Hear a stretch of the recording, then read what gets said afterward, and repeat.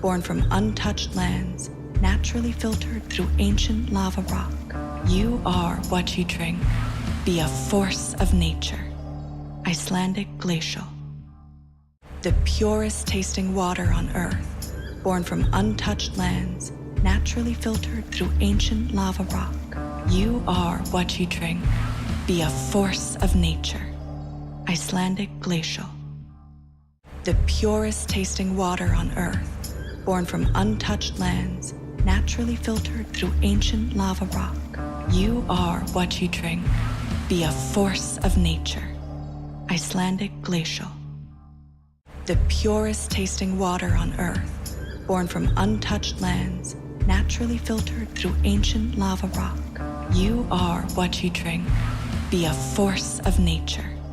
Icelandic glacial. The purest tasting water on earth, born from untouched lands, naturally filtered through ancient lava rock. You are what you drink. Be a force of nature. Icelandic glacial. The purest tasting water on earth, born from untouched lands, naturally filtered through ancient lava rock. You are what you drink. Be a force of nature. Icelandic glacial. The purest tasting water on earth, born from untouched lands, naturally filtered through ancient lava rock. You are what you drink. Be a force of nature. Icelandic glacial. The purest tasting water on earth, born from untouched lands, naturally filtered through ancient lava rock. You are what you drink. Be a force of nature. Icelandic glacial. The purest tasting water on earth, born from untouched lands, naturally filtered through ancient lava rock. You are what you drink. Be a force of nature. Icelandic glacial.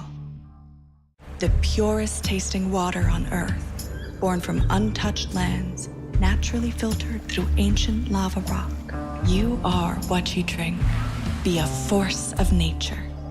Icelandic glacial. The purest tasting water on earth, born from untouched lands, naturally filtered through ancient lava rock. You are what you drink. Be a force of nature. Icelandic glacial. The purest tasting water on earth, born from untouched lands, naturally filtered through ancient lava rock. You are what you drink.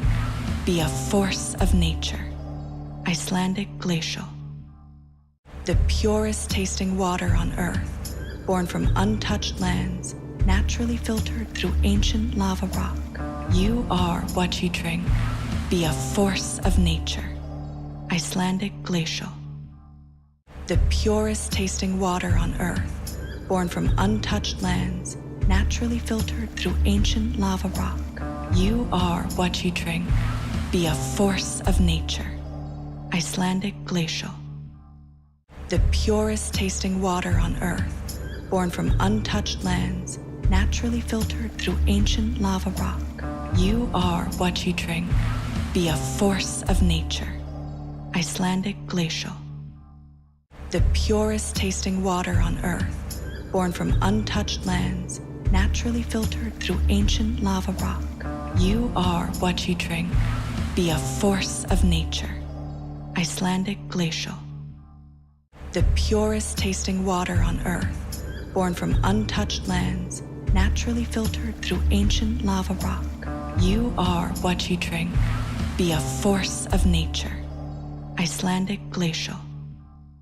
The purest tasting water on earth, born from untouched lands, naturally filtered through ancient lava rock. You are what you drink. Be a force of nature. Icelandic glacial. The purest tasting water on earth, born from untouched lands, naturally filtered through ancient lava rock. You are what you drink. Be a force of nature. Icelandic glacial. The purest tasting water on earth, born from untouched lands, naturally filtered through ancient lava rock. You are what you drink. Be a force of nature. Icelandic glacial. the purest tasting water on earth, born from untouched lands, naturally filtered through ancient lava rock. You drink, be a force of nature. Icelandic glacial. The purest tasting water on earth, born from untouched lands, naturally filtered through ancient lava rock. You are what you drink. Be a force of nature. Icelandic glacial. The purest taste.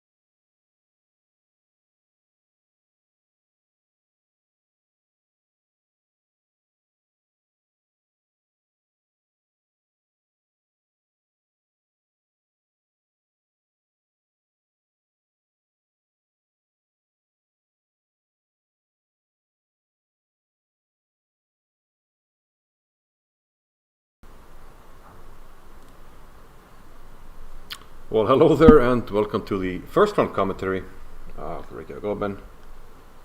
Should not be muted. Hang on a minute.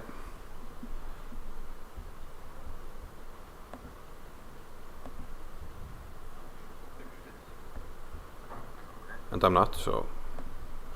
Okay, fair enough. So the first round is underway. The 2022 Reykjavik Open. We got a pretty tight field this year, and only 1 point separates the top 3 seeds. We have Idani Puya from Iran with 26-38. We have Gukesh from India and Hans Niemann from the United States with 26-37.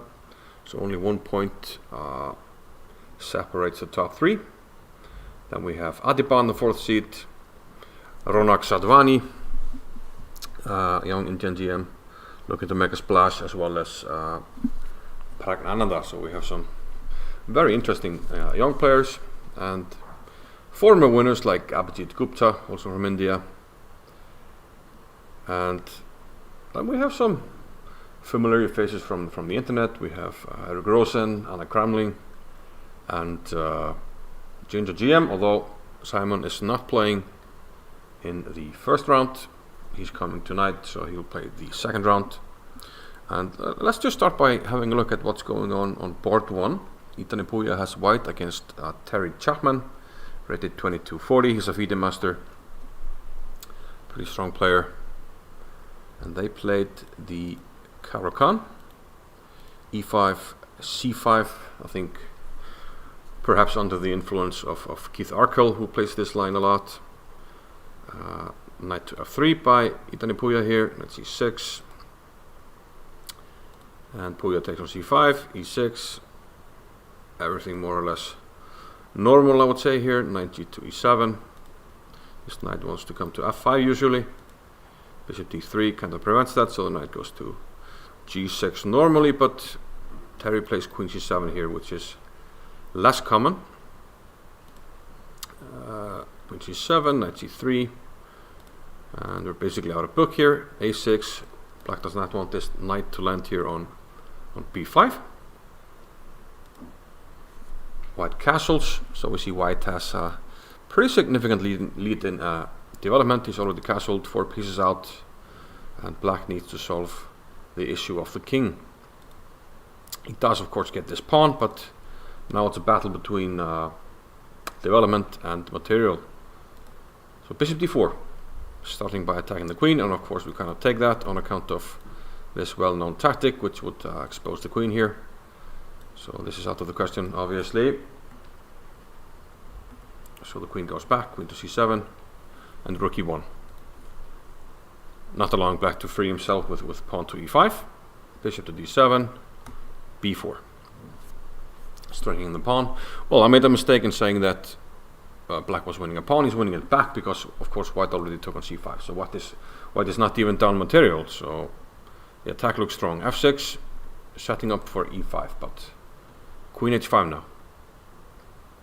And the question is, can we play G6 here, which would block the check, maybe enable us to castle queenside, but on the other hand, we might have some problems with this pawn, and perhaps a move like Queen F3 or Queen H4.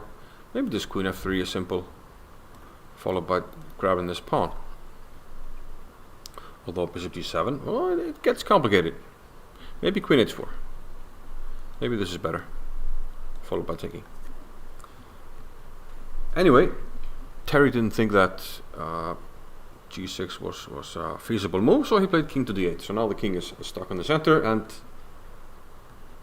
Puya went for it, Queen F7, and he sacrificed a piece here. Takes. And now the question is, can Terry accept the piece? He didn't. He played Queen C6, which offers White to enter an endgame up a pawn. But of course the big question is, what happens if we just take it?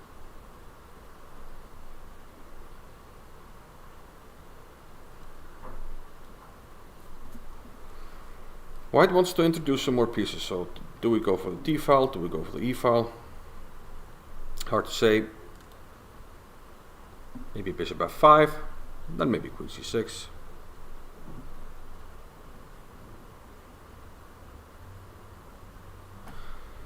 White, I mean, definitely has strong compensation here. I'm not sure what the best move is here, but like worst case scenario, we can just take the pawn and threaten to come here. Once you play King C8, let's say you do it here, maybe I can play Bishop F5, put some pressure because you can't really take on account of this check. So it seems like Black is facing a lot of problems, and maybe they're just concretely too difficult, or maybe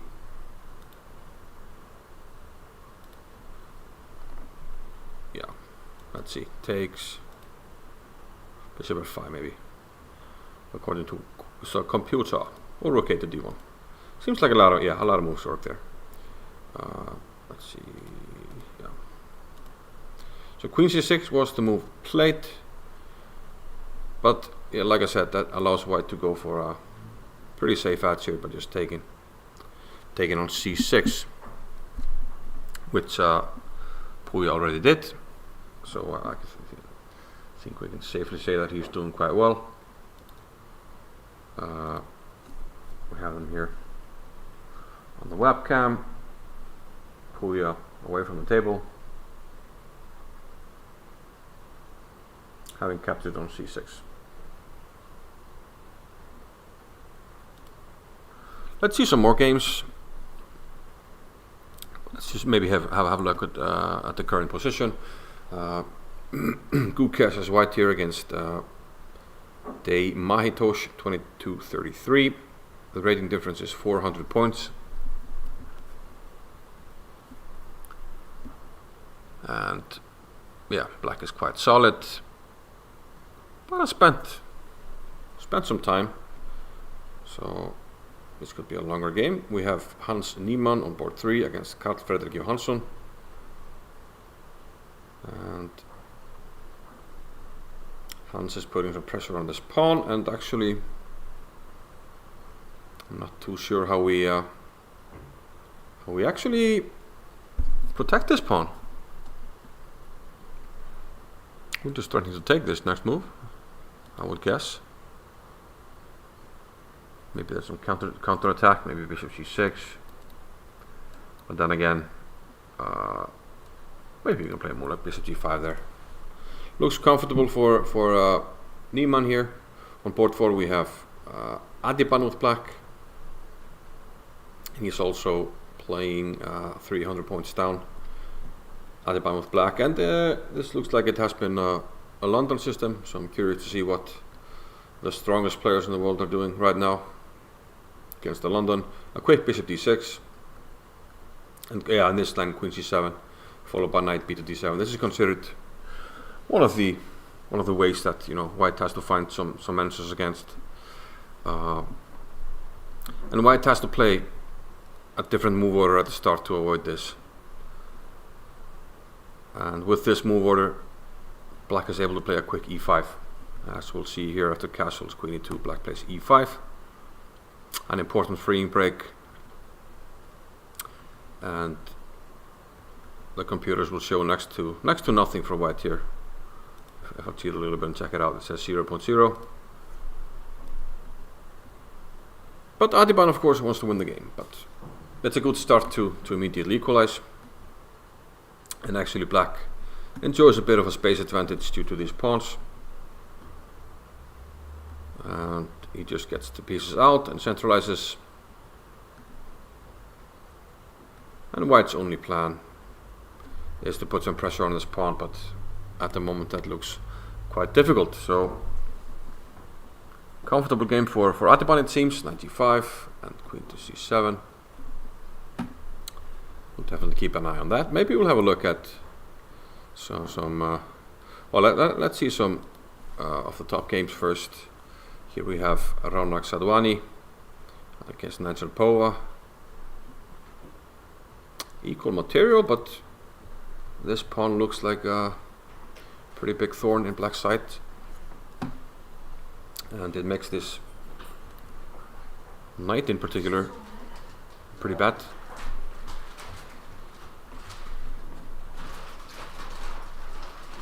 So black needs to take care of this knight right here.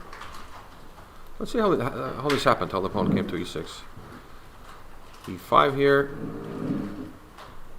rook e1, castles, knight goes to h6, and I guess, yeah, the knight can't really come back, so it comes back to h6, and then eventually black tries to free his position with f6, but of course that does allow e6. So knight goes back to d2, and after some trades, white went for this plan, putting the pawn on e6.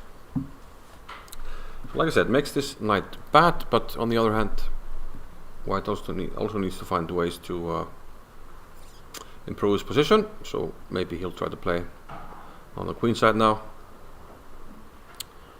but I think white is definitely for choice here. On board 6 we have Pragnananda. He has black pieces and he's playing a Sicilian. And we do have him here wearing his mask against Alex Cherniak. And it looks like black's attack seems a bit scarier to me. The pawns are pretty far advanced. And we have a move. Looks like Praka castled. Maybe we'll have a quick look to see how this position came about.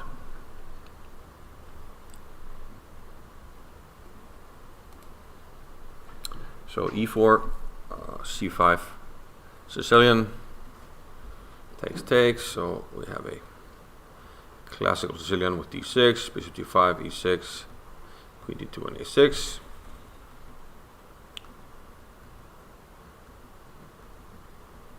White took on f6, and of course, if we take with the bishop, white can take his pawn, so pawn takes. So black gets this solid construction here in the center, and he's able to attack on the queen side. He took on d4, queen c5, queen d3 and a4. So we're not too far away from known paths. But here it looked like Praka castled. But the feat that we have is not completely live, so we should get the move soon, but not immediately.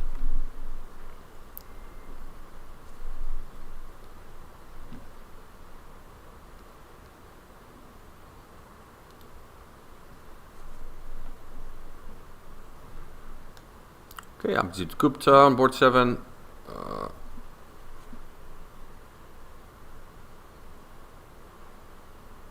Here's up a pawn against Simon Rowe. Man, just play rook d1.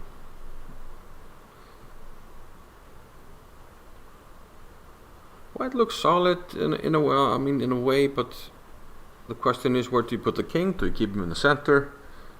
What do you do? Black's king is definitely safer.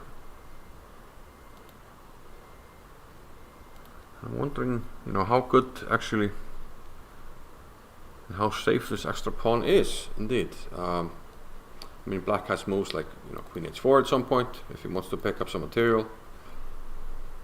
And my main worry would be this king, where does it go? I mean, can't go to the king side. Well, he might, but doesn't look super safe, and definitely doesn't go to the queen side, so some concrete problems to solve, I would guess.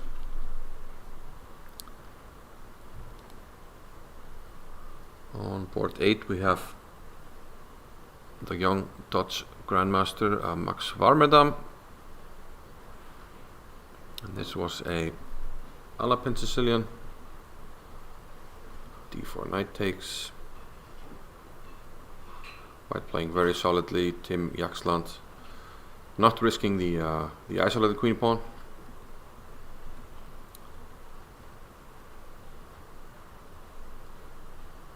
But, perhaps making some concessions, because now rook c8 comes with tempo.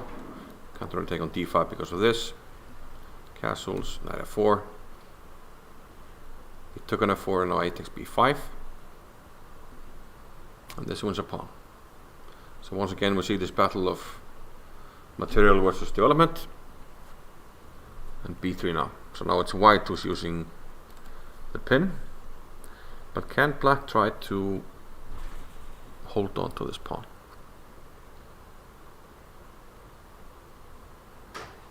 Probably not. Because b5, well, the feeling is he can't. Let's say b5 and just take, maybe even a4 is possible. Might be possible as well. And it looks like at the end of it, if we take with a rook or something else, I think 92 is going to pick up the pawn. Unless we can play something like this, which might actually work out. Like a3, bishop a5. Although I'm still very skeptic. Let's say here, queen b5 maybe. It looks very, very shaky for black to hold on onto this pawn. So maybe he just gives it up somehow.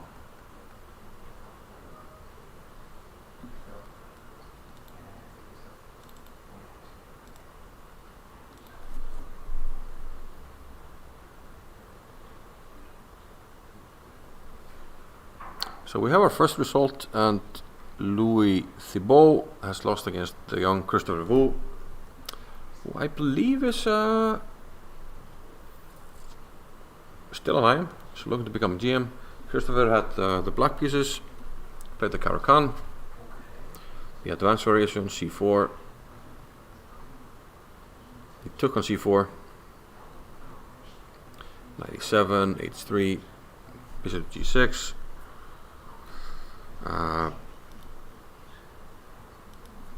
d7, bishop g5, which, yeah, the lead chess analysis considered inaccurate, h6, bishop h4, and b6, and now he takes, which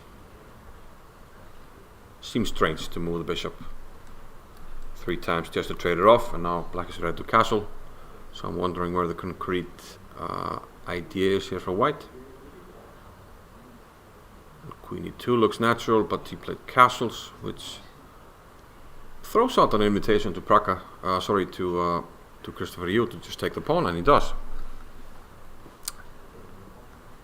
And now he offers a queen trade, because why not? We just won a pawn. So actually this looks like, and we're very close to losing this rook. If there was a pawn on c3, this would immediately win the exchange. On account of this, the rook wouldn't have squares. But now it has c3. Doesn't matter though. Let's see. It doesn't, because if the rook b3, bishop c2 simply wins the exchange. The reason is if we take on b4, we simply take here, and the bishop gets back into the game. By simply taking one of the white knights. If he has to, the rook takes b7. It says white resigned. I mean, he might as well. Well, I mean, black is up the exchange, doesn't have any problems. You can play king e7, bring the rook over, and no issues. There might even be lines where something like knight b6, trying to trap this guy, could actually work. So Louis Thibault did not want to see more, and he resigned. So this is the first game to finish on our electronic boards. We have 57 boards live, which I think is a record for our tournament. In total we had about 240 something players, which is pretty good, but we were aiming for the record. And next year we'll try to break 300. Now that we are trying to put this quote-unquote pandemic behind us, it would be nice to break a record next year. Anyway, on to this year. We have some interesting players, like I said, some people with large social following, such as Anna Kramling on board 38. She's playing against Julian Song, who is FIDE master or I am. He is actually an international master. So Anna is outrated by over 300 points. She has the white pieces though.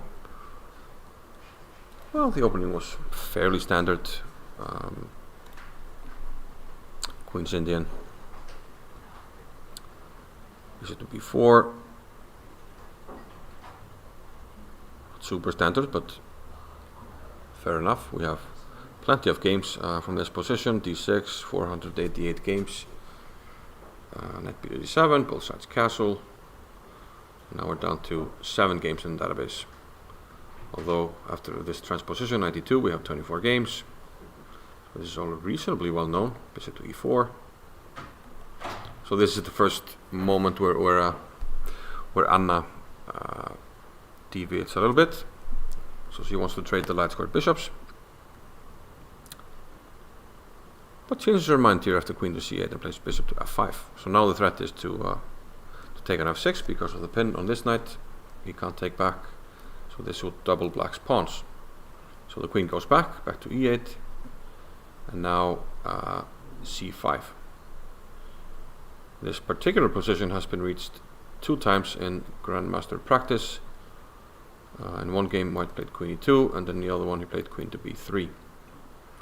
In the one he won, Igor Efimov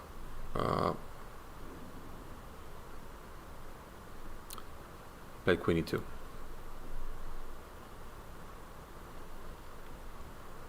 But c5 was the move played by Anna here. Trying to break things up, but does it work though? What happens if we simply take it? If we seem to take it. Let's say a move like this. What's going on here? Because surely the idea is not to take this, because then just knight takes c5, and I'm not sure what white has gained for the pawn, so there must be some other idea.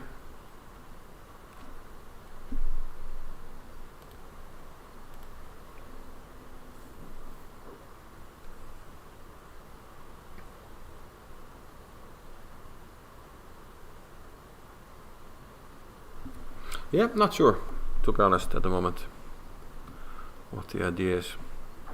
I guess we'll keep an eye on it and come back. Meanwhile, on port 41, we have Erik Rosen with the white pieces.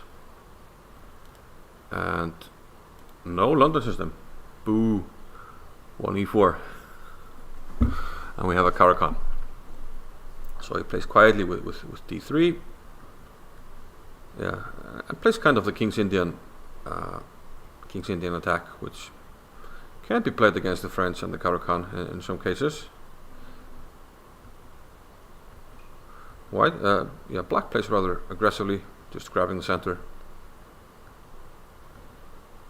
And we can mention that Ryan Murphy, he's wearing a Chesbra hoodie, so the gauntlet has been laid. You know, the battle of the streamers. h6, rook e1. Yeah, fairly standard stuff. Black would love to take with the pawn here, but then the pawn on e5 falls, so he has to take with the knight. So now I think white has kind of got the structure that he wanted. A King's Indian type of structure with colors reversed. And here he's able to play d4, which would be a freeing break with black. So now the question is it something more with the white pieces here? Compared to a normal King's Indian with colors reversed, I mean, black perhaps is more happy with this setup than having a pawn on c5, so perhaps not too bad for black here. Queen f8, queen to b3, h5, rook e1 and h4. So this is the current position. Rosen with the white pieces.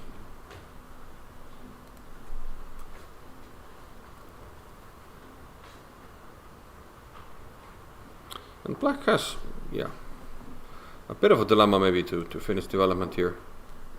We can't really move the bishop on account of queen takes b7. So if you can't move the bishop, you can't move the rook.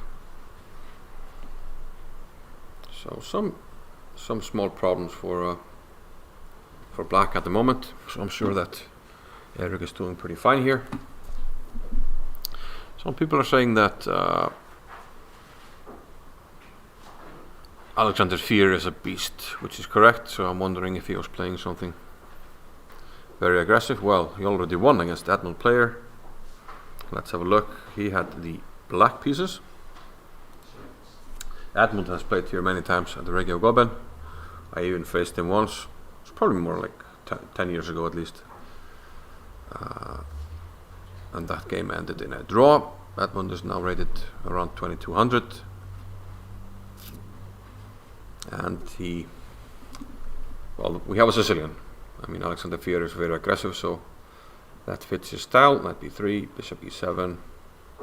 We kind of have a Najdorf, but without a6. So maybe black can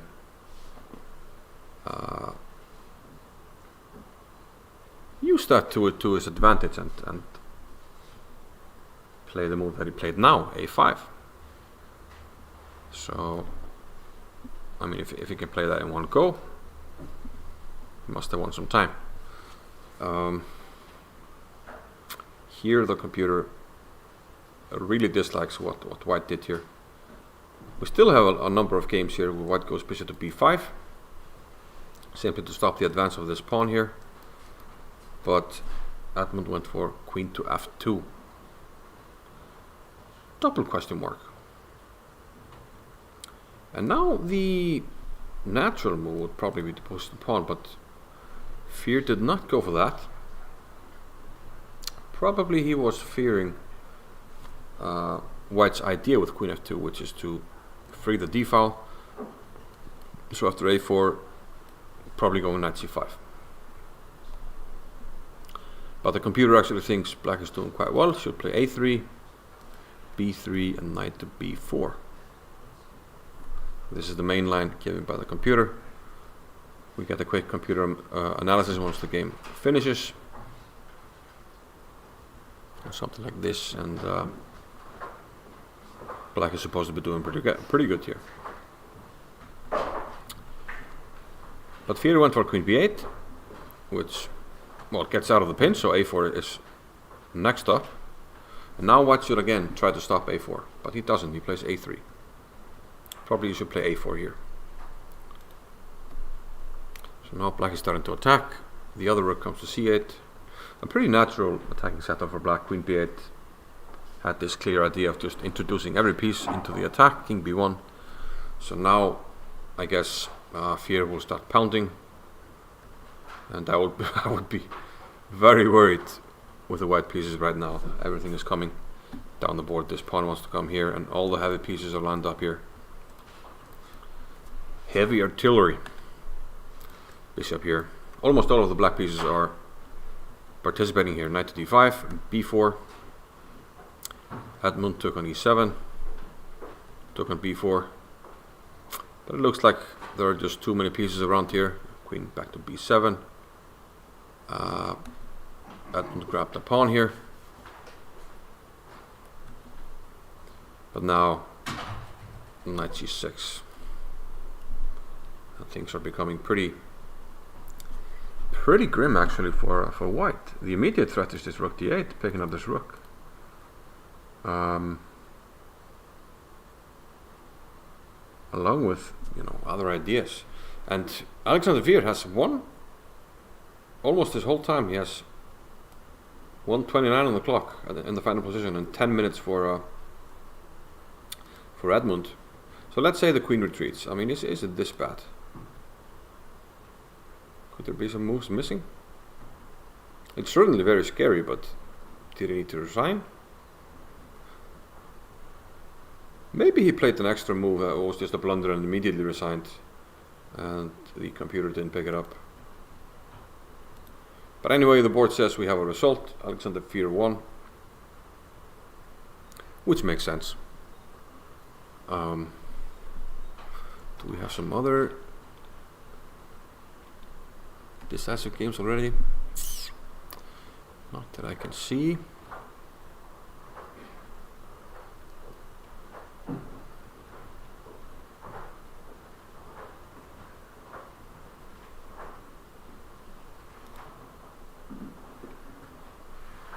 So let's have a look back at the top board and see how Irene Puya is handling the endgame.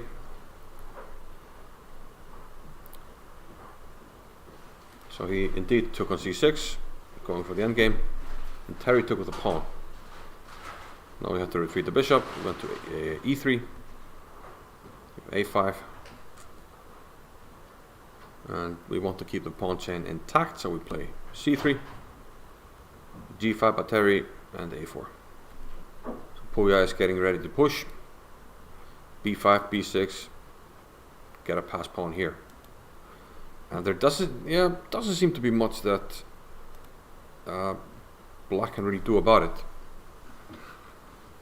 And in fact, pushing on the queen side is actually just difficult. There's h6, but okay. Takes too much time, so things look pretty grim here right now.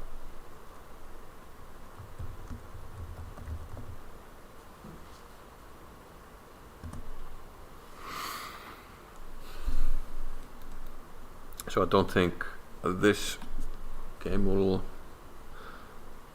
last particularly long, but we'll see.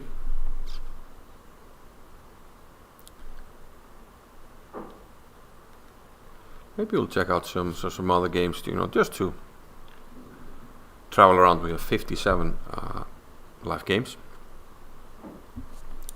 So let's check out some other boards. We have Magnus Magazin. He's an Icelander rated 2400. No relation to Magnus Carlsen. But he has, a reasonably solid position. I think black is definitely for choice here because of the squares he can play around with at some point. Get a knight here, maybe try to travel here. At some point maybe trade this bishop for this knight. But first we need to protect the pawn on e5. But white is also very solid, so yeah, not the most exciting game.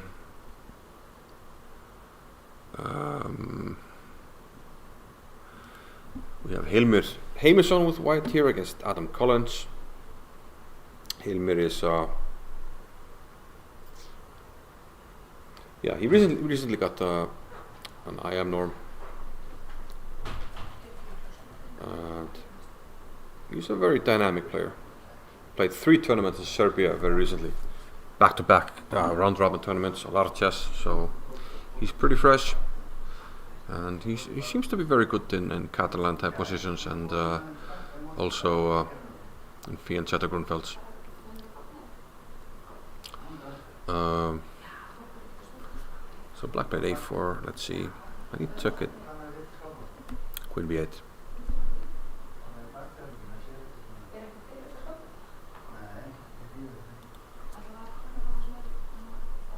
Here we have another young Icelander, Stefan Bream.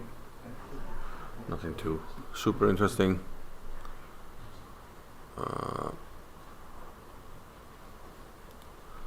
Another young Icelander, Benedikt Bream, has his king on f8, which we don't like. So probably he's, significantly worse here actually, because this bishop is also horrible, and white can quietly, I think, rearrange his pieces and then try to penetrate somehow. First to defend this, maybe here, and then brings the pieces around, because black's normal counterplay would be connected with playing f5, and I say that because of the pawn structure. When you have a pawn structure like this, generally your pawn break is here, and this is where the play comes from. Black has no play on the queen side really, so looks bad for Benedikt Bream. Here we have Gauti Páll Jónsson with the white pieces, another Icelander. A very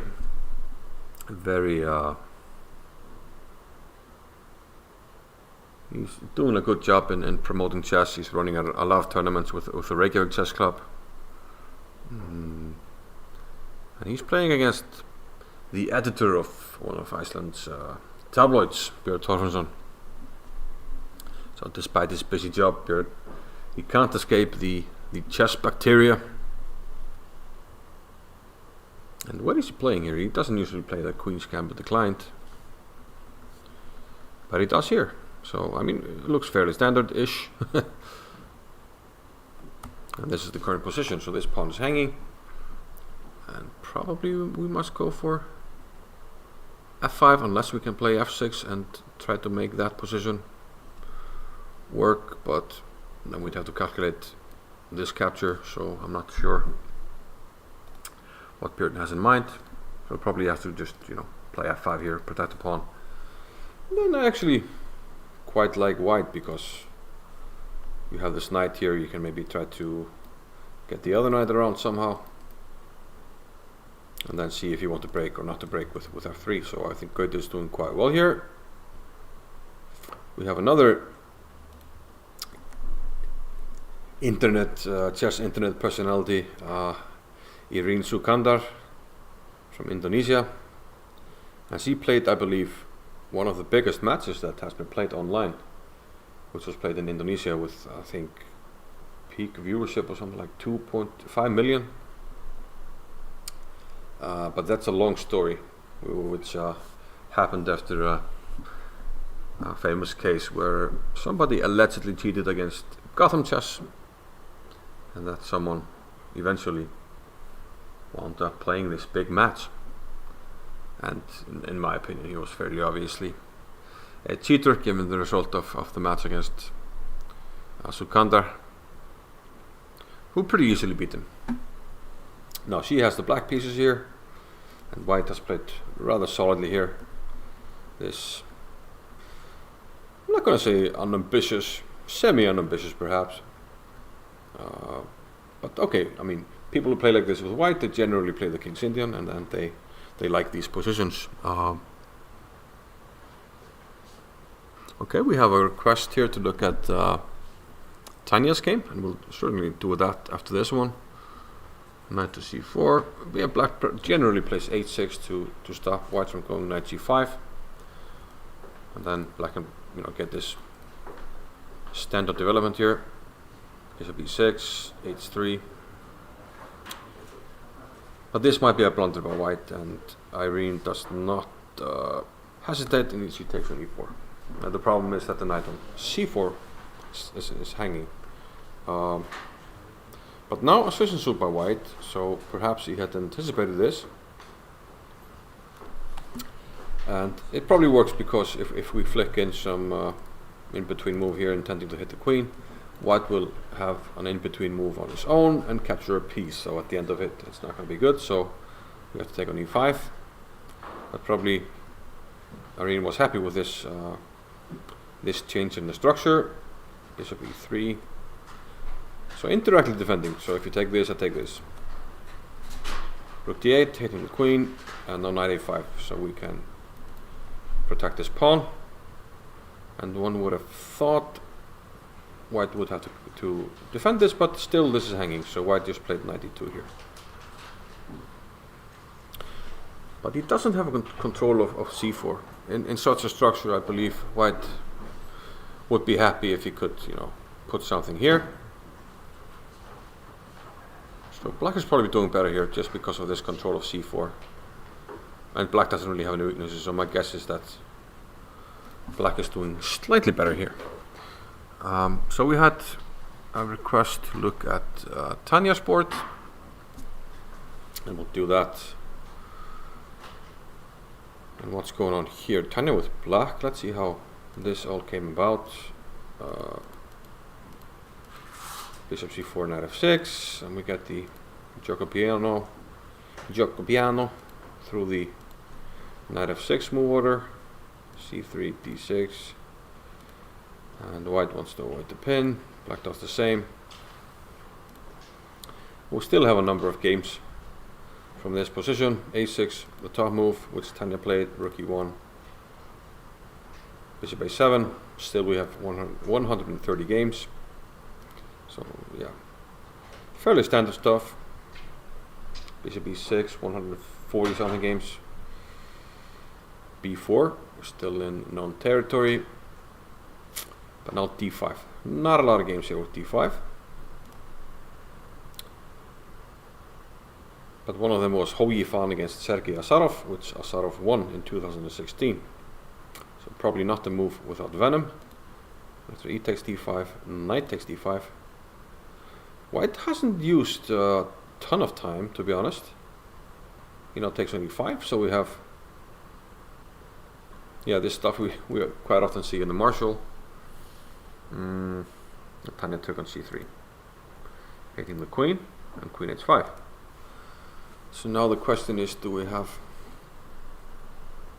some evil stuff that has to do with something like this? Maybe starting with queen f6.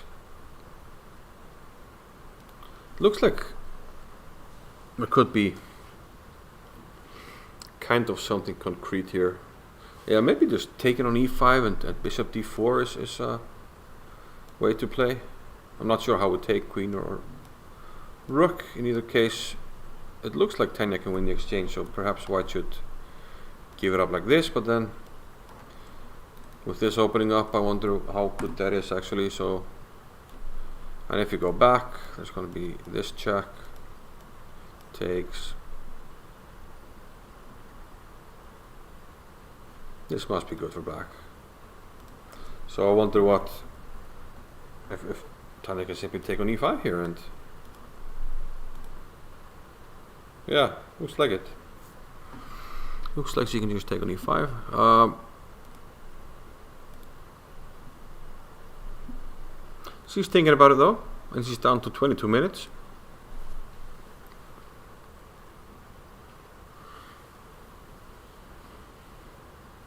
It might need to be accurate to keep her advantage. On port 33 we have Artin Bosboom. Interesting name because we have a Dutch Grandmaster, Manuel Bosboom. So probably they're related. Oh, she played Queen d4. Why do we not have that updated yet? Should be in soon. Let's see if I have it on. So let's see what we're dealing with here. If we go to Follow Chess app.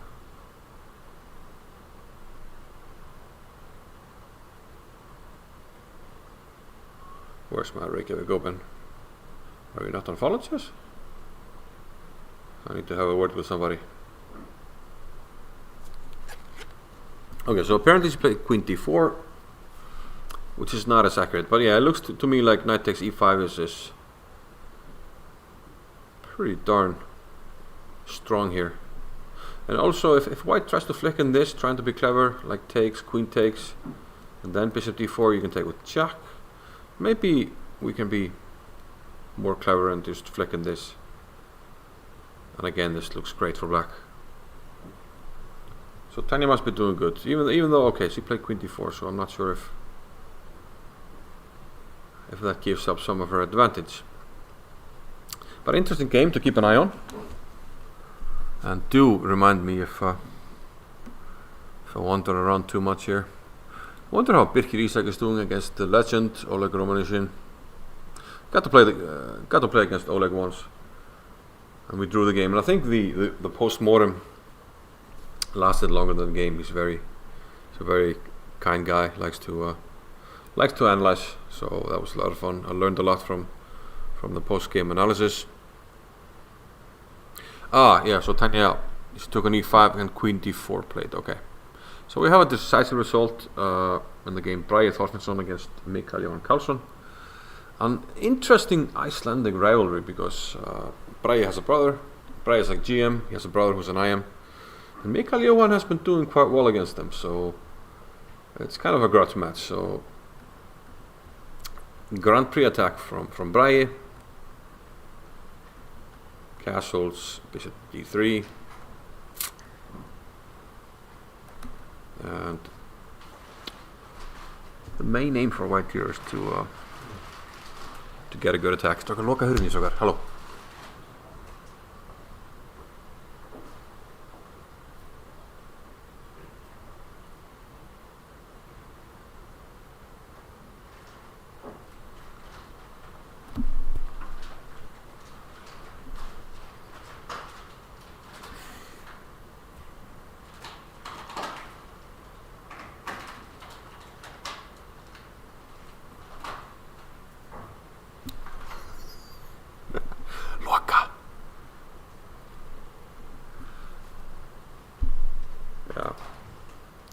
Okay, open door, so we couldn't really talk too much.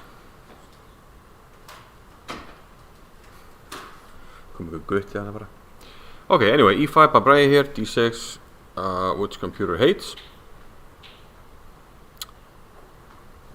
Bishop e4. I think this is generally a good trade for white. And he goes for d5 here. Yeah, the main problem is obviously this bishop, which I see now. So if takes, we can just simply win a piece here, I guess, with c3. So he tried to hit the knight. Knight g5. Apparently knight g3 was best, but this looks tempting, you know. After we kick the bishop, we have some ideas of e6 and f5. And he didn't play c3 right away, played e6 first. And now it's starting to look really bad. Yeah. f6 and knight f7. So he took, knight takes, bishop went back, And this knight is completely dominating the position. Now black can't castle, always have to look out for some knight checks. So computer didn't like this one, but yeah, maybe a strong move like d4, trying to open things up. But f5 looks logical. King d7. And now really hits this one, and what should be completely winning now. d4, rook c8, knight c5. Strong square for the knight. And black simply, never got done with the development of the queen side pieces. Sorry, the king side. And white is just breaking through. Everything active, and he simply resigned here after rook 8 to e1. So an easy day at the office for Bragi.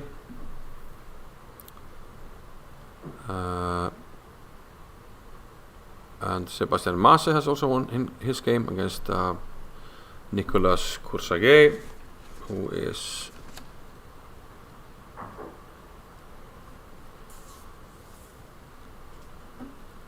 also French, I think.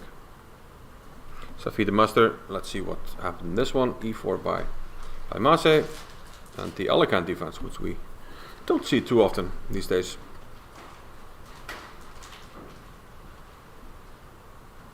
Bishop to f5, castles. So it's kind of an Alicante. It looks like sort of a Caro-Kann, but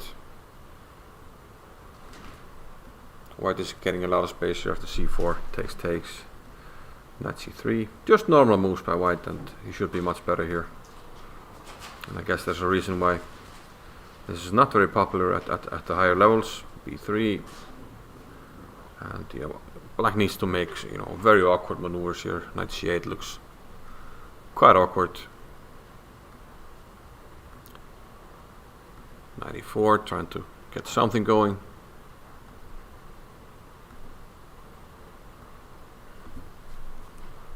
No, knight c5. I guess he just wins a pawn here. So yeah, rather easy. Just takes on h7 and then grabs the e5 pawn. And doesn't look like black has any compensation here, to be honest. Rook a6, f4. White is just up a pawn, and where is black's play coming from here? I don't see it. Knight d3. Yeah, it's just a matter of cleaning up here for Masse. He has a safe king, up a pawn. Nothing really going black's way here. So this looked like an easy day at the office. Unfortunately, we have knight f2 after king f5, which would be a rather annoying or a funny little king fork, but knight f2 covers both rooks. And then Masse finishes it up with a nice mate here, rook e5. I could have gone rook g5 first, but slight spite check there first, and then rook g5. Looks better to mate down the rook, right? Also, we have a result in Fabi's game, Fabian Libiszewski. The French guys, Fabian Libiszewski, Sebastian Masse, and Mathieu Cornet, they play a lot here at the Reykjavik Open. And Libiszewski had black against Alexander Domalchuk Jonasson, who, as the name suggests, has, I think, an Icelandic father, Jonas, that's why it's Jonasson. And Domalchuk is a Ukrainian name, so it's Icelandic Ukrainian. And Libiszewski played the King's Indian. We have this h3 line, which is quite topical at the moment. h3 d5, and generally white tries to go for some quick g4 here, which didn't happen right away, but after knight g2, e2, f5, b4. Now you went for d4, but now it's different because we haven't stopped f5. So I wonder how good it is. And now the knight jumps to f4. And the tactics seem to work out. If we can't take this, then something went wrong. And indeed we can't, because, well, if we take this one, this is positionally very bad because of the e5 square. And if we take it, then we have a pleasant choice: take on f4 or take on c3. which both win material. So white had to play a move like a3 here, a5 now. Now black gets activity for the rook, as well as a knight outpost on f4. So this looks like things have gone somewhat wrong for white here. And bishop f6 now. The idea is to put the bishop on g5. Rook h2, which it's not considered a good move here by the computer. Bishop g5, king f2, knight f6. And now it's starting to look like there might be some tactics in the air. So some bishop takes g4, rook takes g4. It says here actually black won, is that correct? I mean, black has a lot of time, 1 hour and 6 minutes, but white only has 8 minutes. Maybe we're missing some moves here actually. I'm gonna refresh, see if something happens.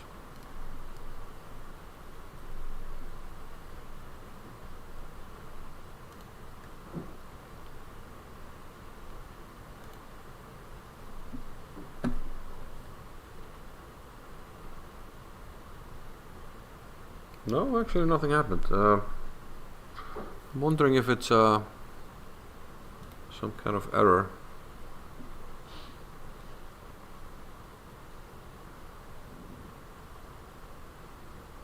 Because after this, I mean, the game doesn't look over at all here. I mentioned, I mean, there are some tactics in the air, but surely it's not over. Yeah, now we have a move actually, so it looks like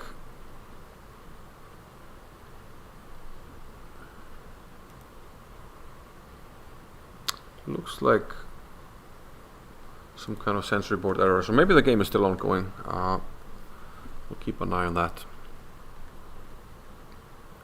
And maybe we'll actually take a short break, a toilet break, 3-4 minutes, and I'll check if this game is actually over. And we'll be right back. The purest tasting water on earth, born from untouched lands, naturally filtered through ancient lava rock. You are what you drink. Be a force of nature. Icelandic glacial. The purest tasting water on earth, born from untouched lands, naturally filtered through ancient lava rock. You are what you drink. Be a force of nature. Icelandic glacial. The purest tasting water on earth, born from untouched lands, naturally filtered through ancient lava rock. You are what you drink. Be a force of nature. Icelandic glacial. The purest tasting water on earth, born from untouched lands, naturally filtered through ancient lava rock. You are what you drink. Be a force of nature. Icelandic glacial. The purest tasting water on earth, born from untouched lands, naturally filtered through ancient lava rock. You are what you drink. Be a force of nature. Icelandic glacial. The purest tasting water on earth, born from untouched lands, naturally filtered through ancient lava rock. You are what you drink. Be a force of nature. Icelandic glacial. The purest tasting water on earth, born from untouched lands, naturally filtered through ancient lava rock. You are what you drink. Be a force of nature. Icelandic glacial. The purest tasting water on earth, born from untouched lands, naturally filtered through ancient lava rock. You are what you drink. Be a force of nature. Icelandic glacial. The purest tasting water on earth, born from untouched lands, naturally filtered through ancient lava rock. You are what you drink. Be a force of nature. Icelandic glacial. The purest tasting water on earth, born from untouched lands, naturally filtered through ancient lava rock. You are what you drink. Be a force of nature. Icelandic glacial. The purest tasting water on earth, born from untouched lands, naturally filtered through ancient lava rock. You are what you drink. Be a force of nature. Icelandic glacial. the purest tasting water on earth, born from untouched lands, naturally filtered through ancient lava rock. You are what you drink. Be a force of nature. Icelandic glacial. The purest tasting water on earth, born from untouched lands, naturally filtered through ancient lava rock. You are what you drink. Be a force of nature. Icelandic glacial. The purest tasting water on earth, born from untouched lands, naturally filtered through ancient lava rock. You are what you drink. Be a force of nature. Icelandic glacial. The purest tasting water on earth, born from untouched lands, naturally filtered through ancient lava rock. You are what you drink. Be a force of nature. Icelandic glacial. The purest tasting water on earth, born from untouched lands, naturally filtered through ancient lava rock. You are what you drink. Be a force of nature. Icelandic glacial. The purest tasting water on earth, born from untouched lands, naturally filtered through ancient lava rock. You are what you drink. Be a force of nature. Icelandic glacial. The purest tasting water on earth, born from untouched lands, naturally filtered through ancient lava rock. You are what you drink. Be a force of nature. Icelandic glacial. The purest tasting water on earth, born from untouched lands, naturally filtered through ancient lava rock. You are what you drink. Be a force of nature. Icelandic glacial. The purest tasting water on earth, born from untouched lands, naturally filtered through ancient lava rock. You are what you drink. Be a force of nature. Icelandic glacial. The purest tasting water on earth, born from untouched lands, naturally filtered through ancient lava rock. You are what you drink. Be a force of nature. Icelandic glacial. The purest tasting water on earth, born from untouched lands, naturally filtered through ancient lava rock. You are what you drink. Be a force of nature. Icelandic glacial. The purest tasting water on earth, born from untouched lands, naturally filtered through ancient lava rock. You are what you drink. Be a force of nature. Icelandic glacial. The purest tasting water on earth, born from untouched lands, naturally filtered through ancient lava rock. You are what you drink. Be a force of nature. Icelandic glacial. The purest tasting water on earth, born from untouched lands, naturally filtered through ancient lava rock. You are what you drink. Be a force of nature. Icelandic glacial. The purest tasting water on earth, born from untouched lands, naturally filtered through ancient lava rock. You are what you drink. Be a force of nature. Icelandic glacial.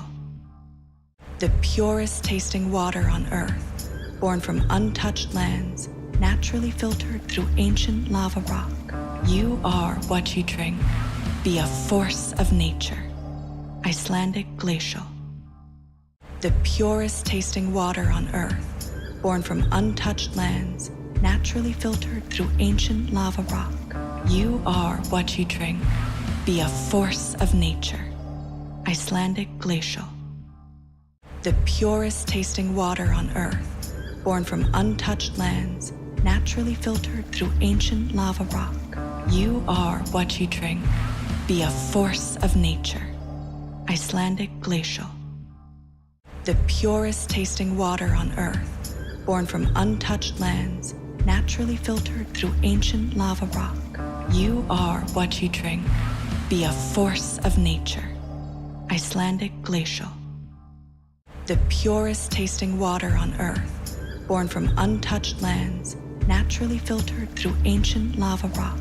You are what you drink. Be a force of nature. Icelandic glacial. the purest tasting water on earth, born from untouched lands, naturally filtered through ancient lava rock. You are what you drink. Be a force of nature. Icelandic glacial. The purest tasting water on earth, born from untouched lands, naturally filtered through ancient lava rock. You are what you drink. Be a force of nature. Icelandic glacial. The purest tasting water on earth, born from untouched lands, naturally filtered through ancient lava rock. You are what you drink. Be a force of nature. Icelandic glacial. The purest tasting water on earth, born from untouched lands, naturally filtered through ancient lava rock. You are what you drink. Be a force of nature. Icelandic glacial. The purest tasting water on earth, born from untouched lands, naturally filtered through ancient lava rock. You are what you drink. Be a force of nature. Icelandic glacial. The purest tasting water on earth, born from untouched lands, naturally filtered through ancient lava rock. You are what you drink. Be a force of nature. Icelandic glacial. The purest tasting water on earth, born from untouched lands, naturally filtered through ancient lava rock. You are what you drink. Be a force of nature. Icelandic glacial. The purest tasting water on earth, born from untouched lands, naturally filtered through ancient lava rock. You are what you drink. Be a force of nature. Icelandic glacial. The purest tasting water on earth, born from untouched lands, naturally filtered through ancient lava rock. You are what you drink. Be a force of nature. Icelandic glacial. The purest tasting water on earth, born from untouched lands, naturally filtered through ancient lava rock. You are what you drink. Be a force of nature. Icelandic glacial. The purest tasting water on earth.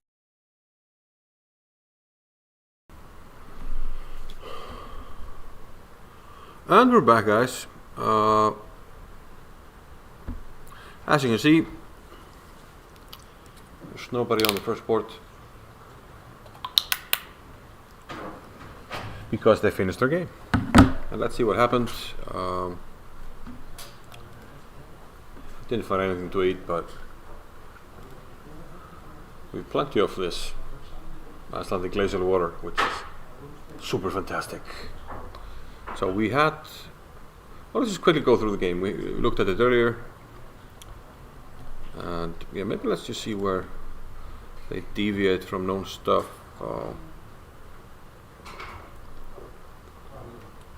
Yeah, we already mentioned that Queen C7 was a little bit weird.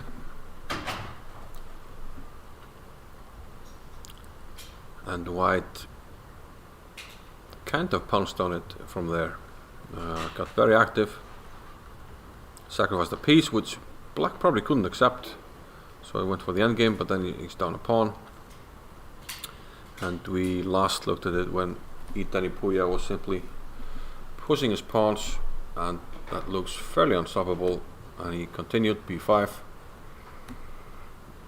rook d1 again. I mean, b6 could have been played there probably, but there's no rush really. You can play b6 when you want, and if you want. Bishop h5 check is the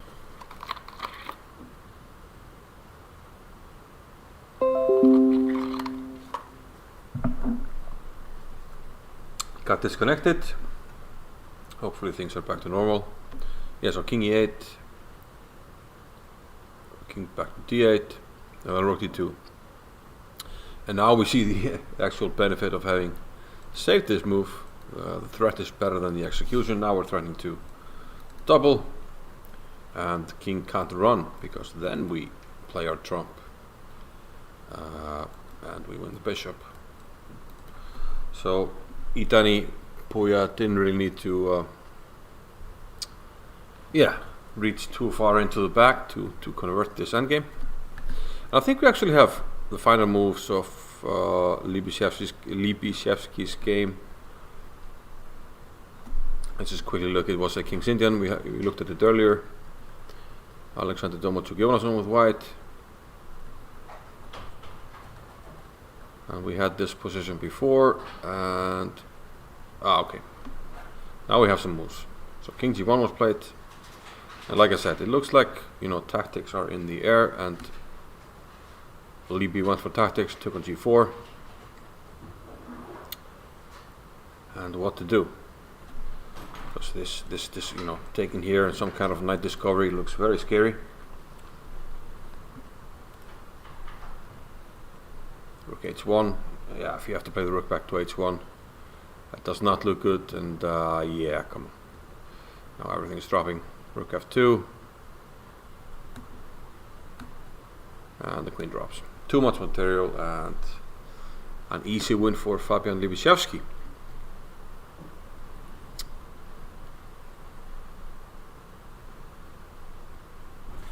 Aha. Maybe let's see what our internet celebrities are doing. Anna Kramling. Looks like she might have lost a pawn. She does have the bishop here though, which could be some compensation. We left after this move C5. And I wasn't sure what she was intending here. And I certainly thought black should just take on C5 here, but... And the important point is...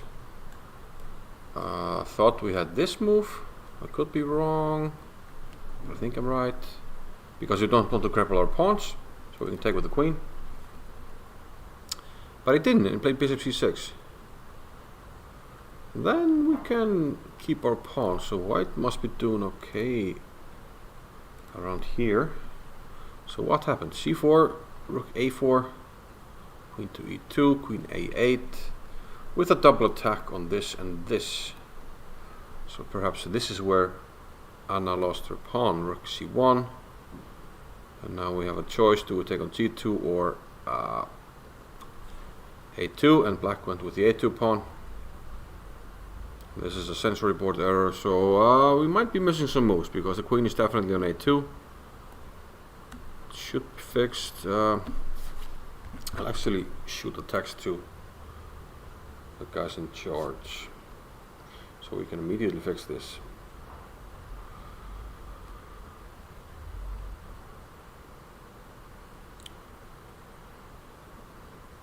Un momento, por favor.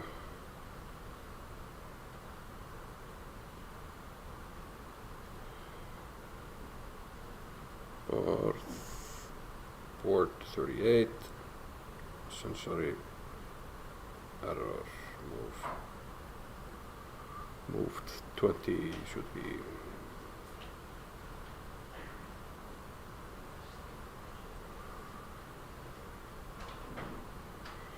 Fix, please.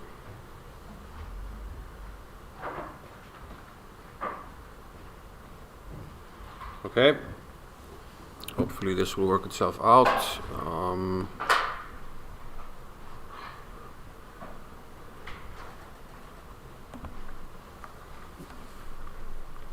So we can check out the game.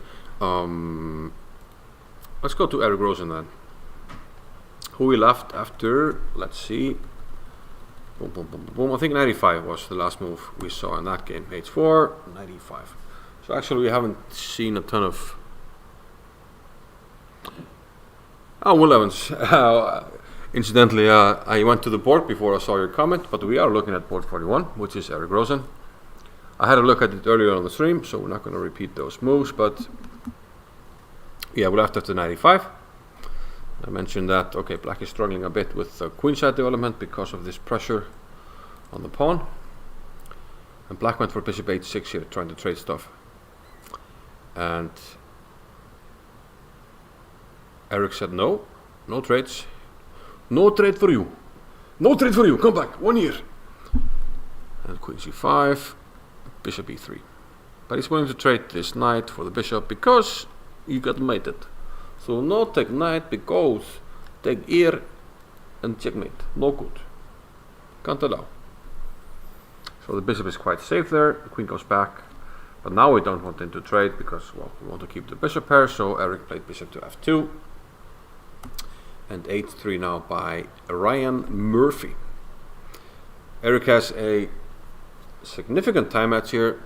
And obviously he's rated 300 points higher. I also think he has a better position. I think a move like bishop f3 and still the problems from before kind of remain. How do you finish your development? I'm actually not sure how he does it. Another idea could be bishop f1. Keeping an eye on this pawn, maybe thinking about something like this. Bishop f3 looks kind of like the most natural, but I think Eric is doing quite well here. But I think we can safely say the biggest action is not, well, hasn't happened yet.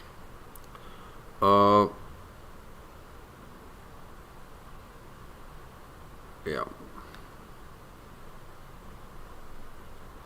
So we'll keep an eye on this one definitely, because I know a lot of people like to watch and see how Eric Rosen is doing. So we'll definitely keep an eye on that.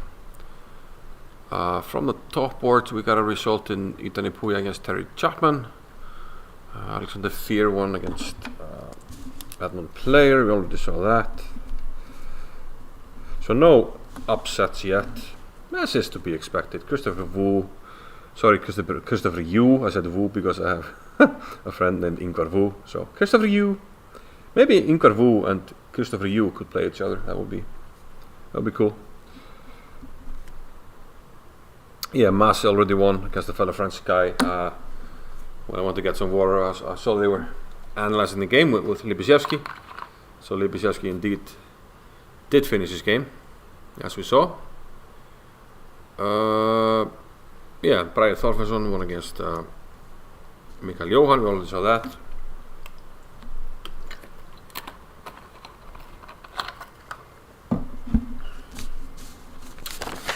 Important result for Bragi, who has struggled against Mikael Johan in the past. And then on board 40, Bartel Ansgar, who plays a lot at the Reykjavik Open, he drew against international master Eric Hedman. Good result for him. And then, yeah, that's about it for our decisive results so far on the top boards.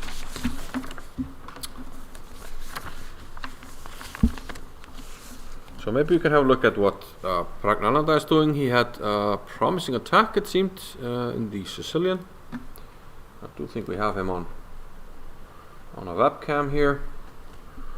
And we saw him castle. So we'll analyze on the board on the right. We saw this move. We saw him play it, but it didn't show up yet on the board. The transmission, rook c1, white is trying to buckle up on the queen side, rook after b8. I guess similar to the Fear game. Maybe there were some moves missing in the Alexander Fear game. We'll actually have a look at that. Rook h to f1.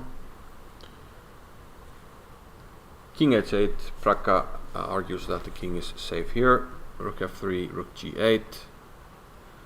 Kind of changing plans because now he wants to be able to defend here if white goes for some h-file attack. Rook a to c8. Rearranging the pieces on the queen side, but not yet striking. There's no strike yet. So Praka is keeping his options open. Bishop to d8. Rook d3, bishop b6, and then knight into e2. So this is our current position. So perhaps not super easy for Praka to find a way through here, because he's spending a lot of time. He's down to 20 minutes. And Alex Cherniak has 30. So he's putting up a good fight here. It's not going to be an easy day at the office for Praka.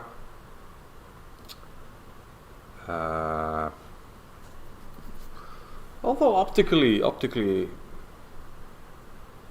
one, I want to like black, just because of the bishop pair and half open file. You got these dynamic pawns, but then again, what do we do with them? So maybe that's the issue. The immediate issue is this pawn, which okay, we'd prefer not to protect it like this, but do we have to? Is there anything else? Like bishop b5 takes. Don't see anything. And rook here, then white surely just goes back to d4, and we'd probably have to go back. So if we want to play for a win, we'd have to find something else. So maybe, is it time to strike somehow? Maybe a3, maybe. Probably not b3 because we can just take with the c pawn. So I guess a3 is more of a strike. That at least keeps white occupied. I think a3 at some point is what black wants to do, because white does not have a dark squared bishop. So after a3, b3, if it doesn't take or leave it, the eternal threat kind of the queen at some point entering and threatening mate. There's even can be a cool mating pattern where if the c file is open, where you can play queen to a1, king takes and rook takes c1, but of course that is pretty far away. Let's see what Hans is doing on board 2 actually.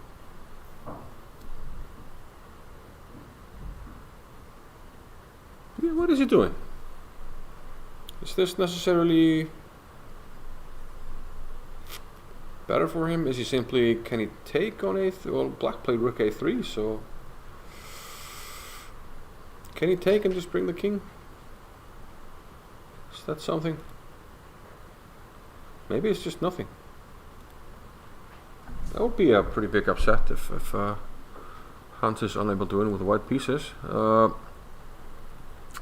What did we see? Yeah, we had this typical structure, which seems better for white, but maybe there was no rush to play b4. I don't know.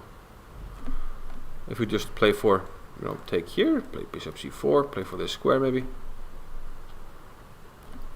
because in such a structure I think white has this pawn, so we're taking away all the squares from the knight. So maybe we can play for some kind of maneuvering here with the knight, maybe g3 h4 to block the bishop, and then this knight can start jumping, eyeing these squares. Instead he played b4, and I'm wondering if that kind of lets black off the hook, although white looks again optically better here, but still not winning material. Black is holding on. So probably somewhere around these parts Hans went wrong, if indeed this is just holding for black. So this, again, not an easy day at the office for Hans here. Gukesh on board 2. Gukesh and Niemann have the same rating, 26-37.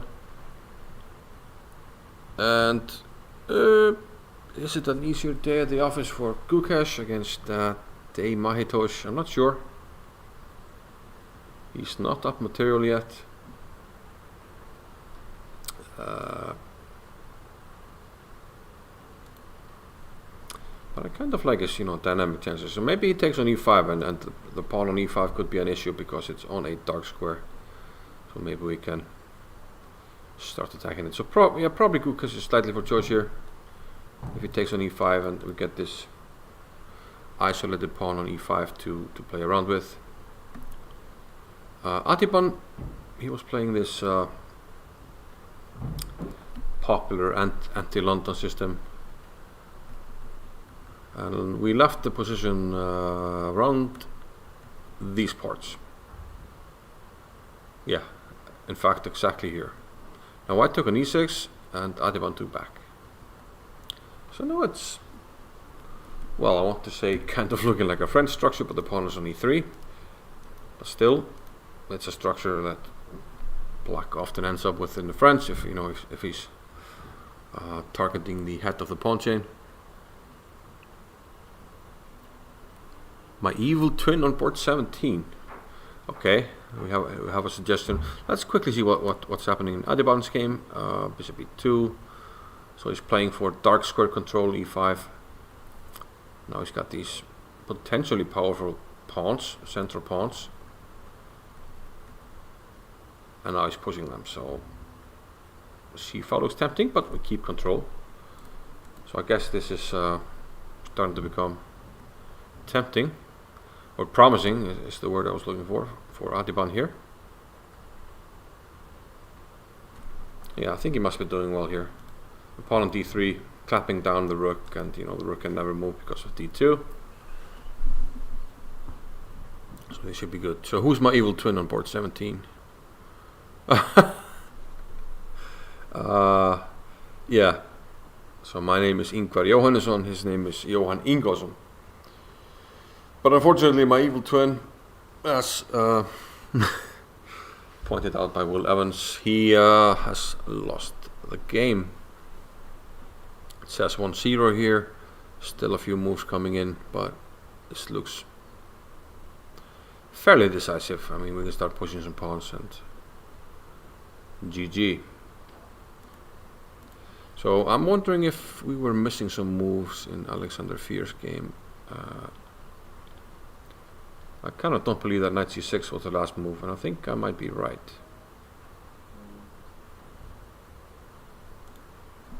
Here, a3, b3, knight c6. Yes, indeed we had further moves. So it looks like there was some delay at some point with the broadcast. Bishop e2 was played to protect this rook. Now knight b4. And I'm sure that our good friend Alexander Fier found a nice finish here. Knight takes a2. Well, it simply takes on a2. Game over. And white didn't really have too big of a choice here, because king a1 we can take on c2. So yeah, position just crumbled.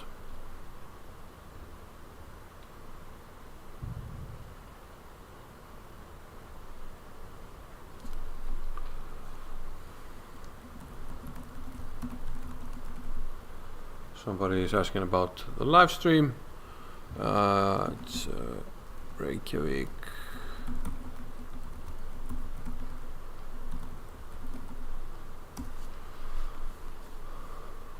So somebody said Eric beat my. Did Eric already win? There was nothing going on a few moves. Oh, what? What the what?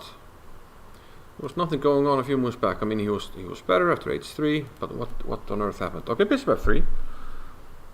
It's a natural looking move. That's what Eric played.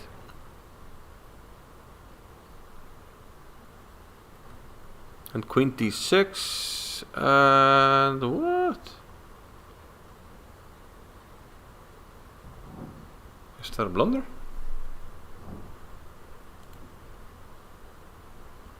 Oh, wait a minute. Yeah, okay. So I play queen d6, which is kind of a natural move.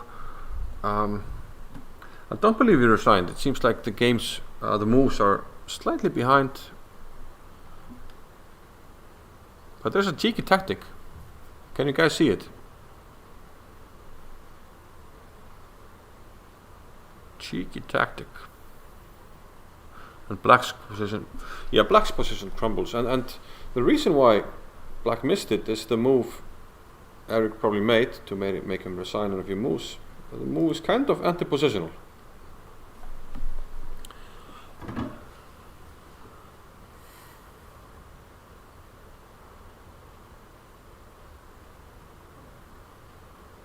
Like somebody said here in the chat, that queen d6 isn't an obvious blunder, though he can hold his head high. I agree.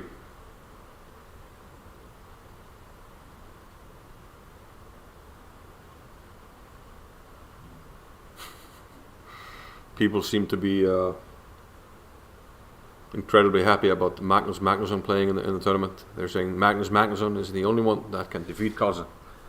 That might be true, and I think Magnus believes that as well. So here's the move c4. And this is devastating because wherever the knight goes, the next move is probably going to be c5. Let's say knight here. Caca! And everything falls apart because we're hitting the f7 pawn. You can't interpose this because I simply take the queen and then I take back the bishop, win a piece. So to demonstrate something like this, just wins a piece. And if the queen goes back to defend this pawn, doesn't have a lot of squares to do that. We can, we can just take on g6. If we don't have something better, I think this is enough though. And incoming threat here, rook e7. Actually, yeah. Let's see if we have more moves. In fact, c4 might be the final move. He might have just resigned after c4. He might just have resigned after c4. Okay, so good win for Erik Rosen, who, he will keep his place on the demonstration boards for sure with the win. Unfortunately, I'm not sure Anna will stay on the top 57 boards if she loses her game. She is down a pawn. They didn't fix the sensory board error, but yeah, I'm not sure about these moves need to be fixed. So I've already sent a message. It's a typical. It's fine, to show that after rook takes a2, rook takes a2, the broadcast shows queen to a5. And that is because black probably played it too slow. So when he's taken on a2, the queen stops on a5. So the board says, okay, you play queen a5. Then there's a move by white. And then the board is like, wait, what happened? Oh, the rook went off the board. So now I need to find a way to get the rook off the board. So the program tries to find a way to get the rook off the board. So it makes up this move, like rook a3. It makes it up to try to get the position that's on the board. So probably after queen takes a2, Anna played f3, and black probably played rook to a8. So now the program is trying to reconstruct that position by playing rook c2, rook a8. But of course the queen is hanging, so that makes no sense. So sensory board error. So we can't be too sure about this game, unfortunately. Do we have some further decisive results? So half an hour left for both, so we're not they're saying there's not a result yet. No, it says 1-0. I'm actually gonna peek outside and see if they finished really quick.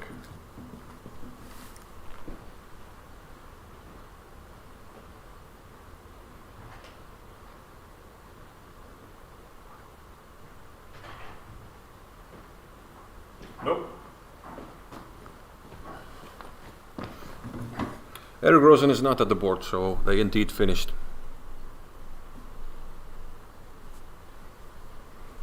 Okay, so let's have a look at some other games. Do we have more results? No. Birkir Isak made the draw against Oleg Romanishyn. Pretty solid.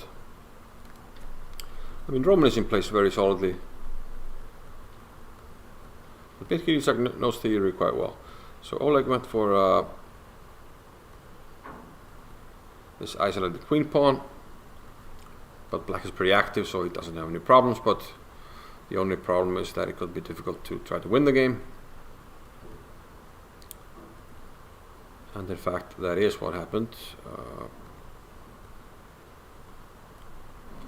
Some tactics by Oleg because of the check. We don't have time to take on c5, so castles. And unfortunately, there are just too few pieces on the board. And after the trade, white is ready to pile up against the b pawn, so black is not getting anywhere with the pass pawn. And even if white wins the pawn, which he doesn't, because black can easily defend it on the 6th rank with the rooks. But even if you win it, I mean, the 4 against 3 should be a relatively easy draw. So solid result for Birkir Isak. Not too bad for Oleg, to be honest. Birkir is underrated, and he had the white pieces. This game we already looked at. Yeah, I thought I saw some game. Wait, what? I thought this one already finished. Okay, let's go back to some of the top boards. Let's see how Braga is getting on. He's here. He, after 92, he did indeed play the move pawn to a3. Trying to make something happen on the queen side.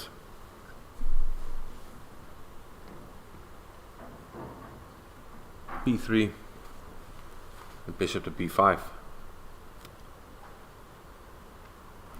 And now we see the danger of the pawn on a3. If white were to take this pawn on d6, we're going to have some problems. So bishop takes e2. Well, actually, yeah. Well, queen takes, we would take the rook, but it's probably simpler to go for the mate. And if bishop takes e2, various problems arise, such as rook takes d2. So after bishop to b5, white played pawn c4, which Braga took en passant.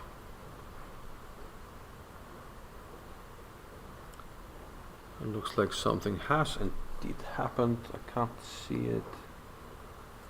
But we're definitely missing some moves here.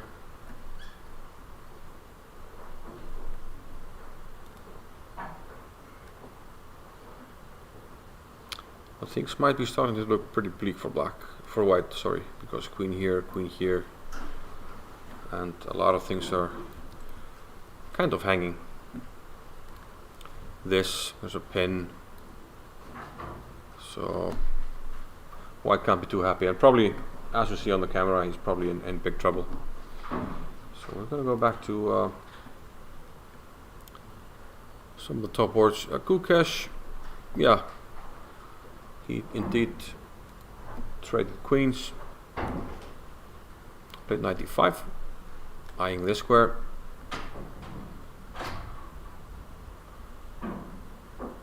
But also eyeing the pawn on e5, which we talked about earlier. And now white needs to do something about that. He went rook to d2, king e7, rook d6. So he's trying to win the b pawn if we were to take on e5. But can black do something with these pawns? Can he start running now? Trying to make something happen.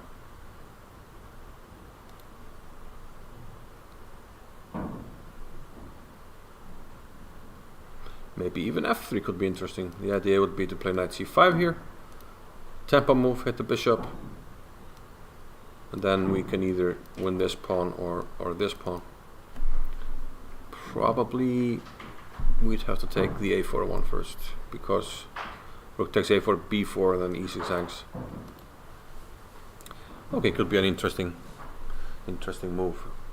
f3, but okay, let's see what Hans is about here. Rook a3, and now it's just about, you know, the fight for the pawn on a2. Can white win this pawn without black getting counterplay? If he can win the pawn, some chances, I think, of a successful endgame. But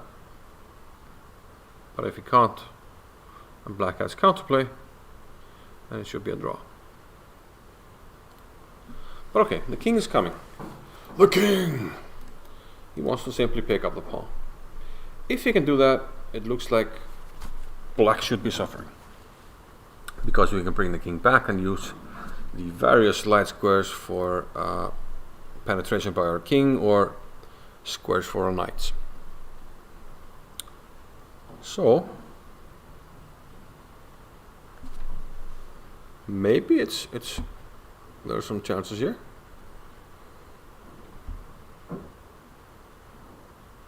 Okay, I need to take a quick break, and then we'll be back for the timetable. So a very short break. I'll actually just leave you with, instead of the ad, I'll just leave you with the Praga game, because it looks like we might have some disaster stuff happening there soon. So we'll be back pretty shortly. We still don't have an update on all the moves, but they should be in. They'll come soon.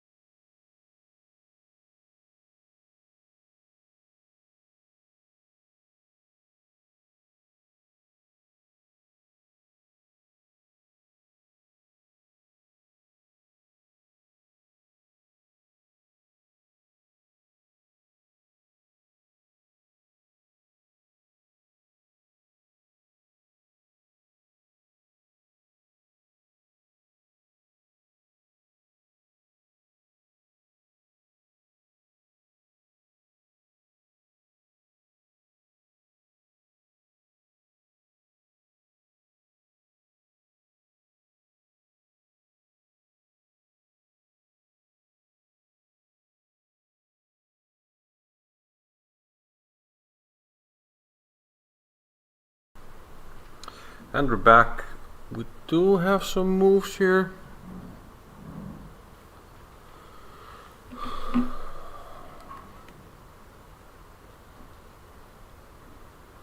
We do have some moves.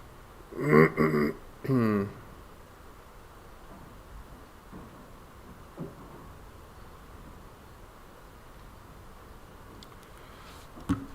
not sure all of them. Let's see. So after en passant, apparently Chernia took with rook, d-rook, queen b4, and knight to g3. So he prefers to trade this bishop rather than the knight, but I don't know. Let's change things a little bit. Yep. Still looks very menacing somehow.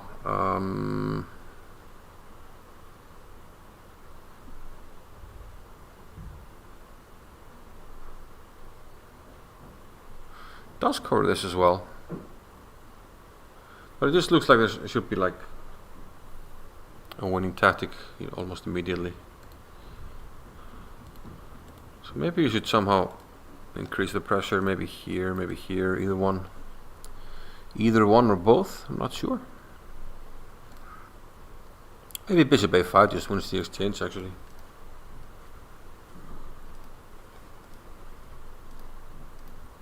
So I think that probably looks good, yeah.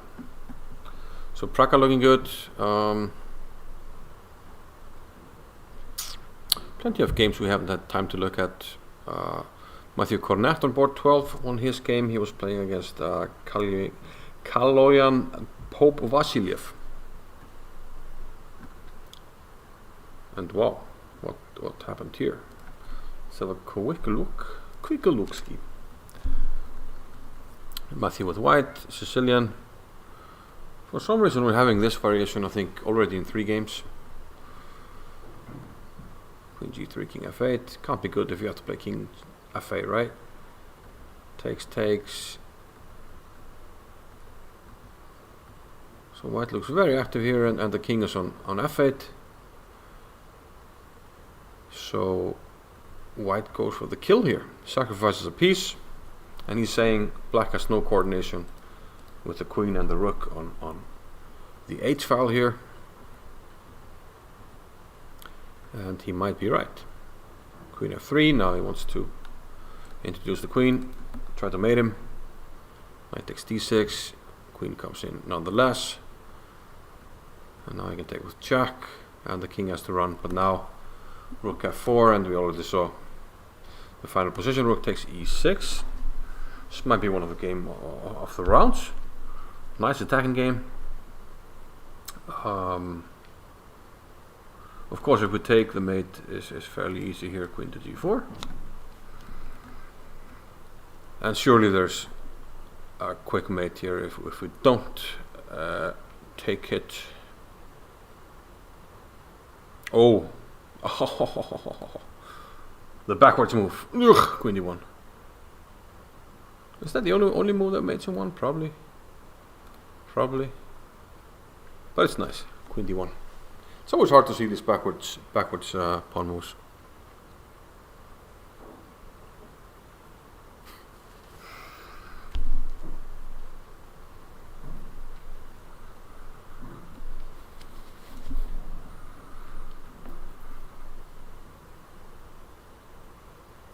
Vignir, he won against Auskell. Vignir is trying to get his final Grandmaster norm. All things are pointing out to him being Iceland's next Grandmaster. He recently got a norm in Serbia, another one late last year in Norway. No, Ireland it was, but he played e4. Yeah, he's trying to mix things up and play e4 and d4, studying a lot, and it's starting to pay off. Let's see, e3, e6. Wouldn't surprise me if he's still kind of in book. Some games here with bishop g5, one game with bishop e3, he played bishop g5, bishop e7, and white has indeed taken on f6, which he did. ed, knight d4, and rook e4 still following a bunch of games. And maybe he had an improvement. D takes e6 was played in knighted against Bo Xiangxi, among others. And where's the deviation? Where is yeah, black has castled so far in this position with decent results, but here seems to be not doing as well. He's down a pawn. It's not a great pawn, but white's pieces are also very active. And now he's bugging his pawns, and he can win the pawn on a6 probably, but he's going for some kind of mating net even. Rook e4, rook e5, g6 looks forced, and computer didn't like this one. Wants to go h4. What's going on here? Is this enough for the win? Apparently it was, so, but it did allow opposite color bishops, but actually too many pass pawns, I guess.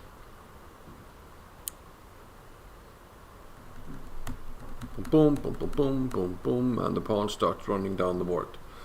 GG. Few more moves, but okay, we have passed pawns on both sides of the board, so good start for Vignir. Thomas Beardson also won with black. Like I said, not a lot of upsets. Let's get deep into this one. See what happened. Thomas, I think he's a very high rated online player, Thomas Beardson, if I'm not mistaken. And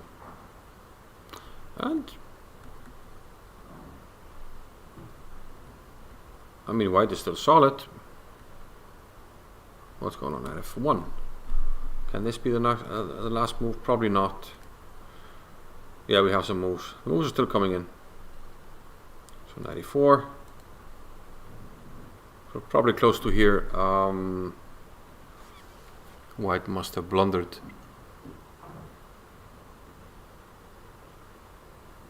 Because, you know, not a lot of things going on actually, to be super fair. Florian Kuhl lost against Lukas Jarmula.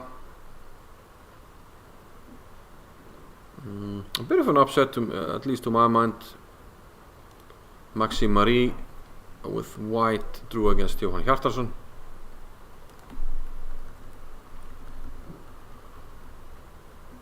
English opening, so probably not a very entertaining game. Given that, well, white went for it here with an attack. So in fact it was actually interesting. Piece sacrifice. And computer didn't like this one by Johan. Still up a piece, but counterplay by white. f5 may be coming. Johan fires back. That's a strange game. Did it really end in a draw? Oh my, what is this? Bishop e2, okay, what's going on? So, right now this is the last move. It says draw, but according to lead chess this is a horrible blunder.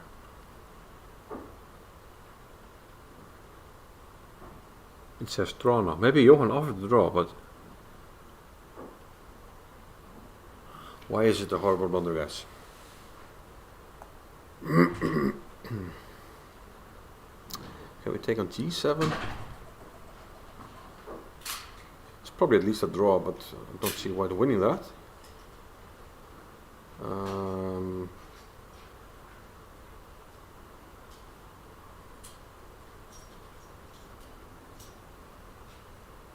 Where's the win?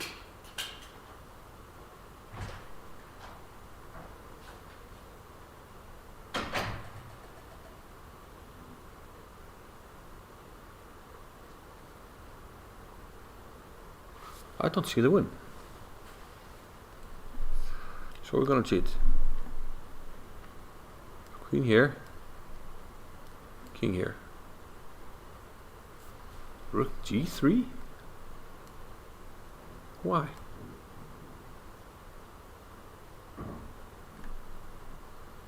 And then just because I'm just going to check here and then play bishop h6.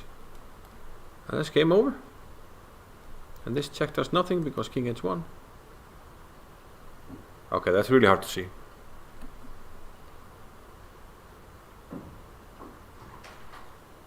That's really hard to see. So my draw actually not not a bad result for Johan given what was going on there. First upset win, I think, so far. Rafael, well, I have to go to the other page, board 26. Rafael de Konik. Konik is a Frenchman, I think. He beat Thruster Thoraldsson, Grandmaster from Iceland.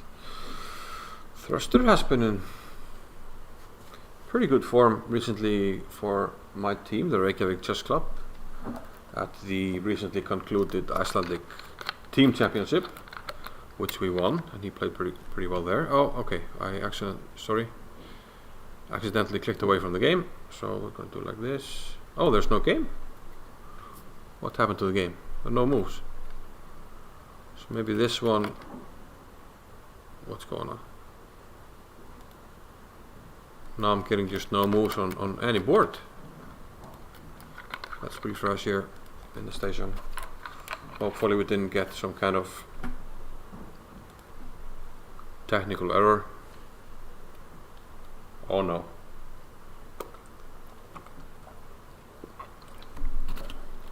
Now it's showing all boards in the starting position. That can't be good. Okay, we need to take a break. I need to see what's going on and hopefully help out.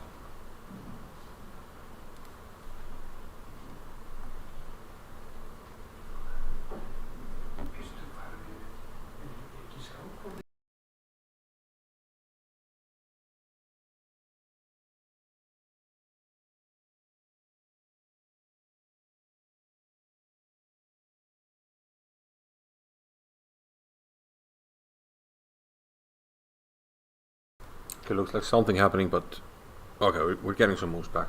I don't know what happened. I'm gonna check though. I'll be back.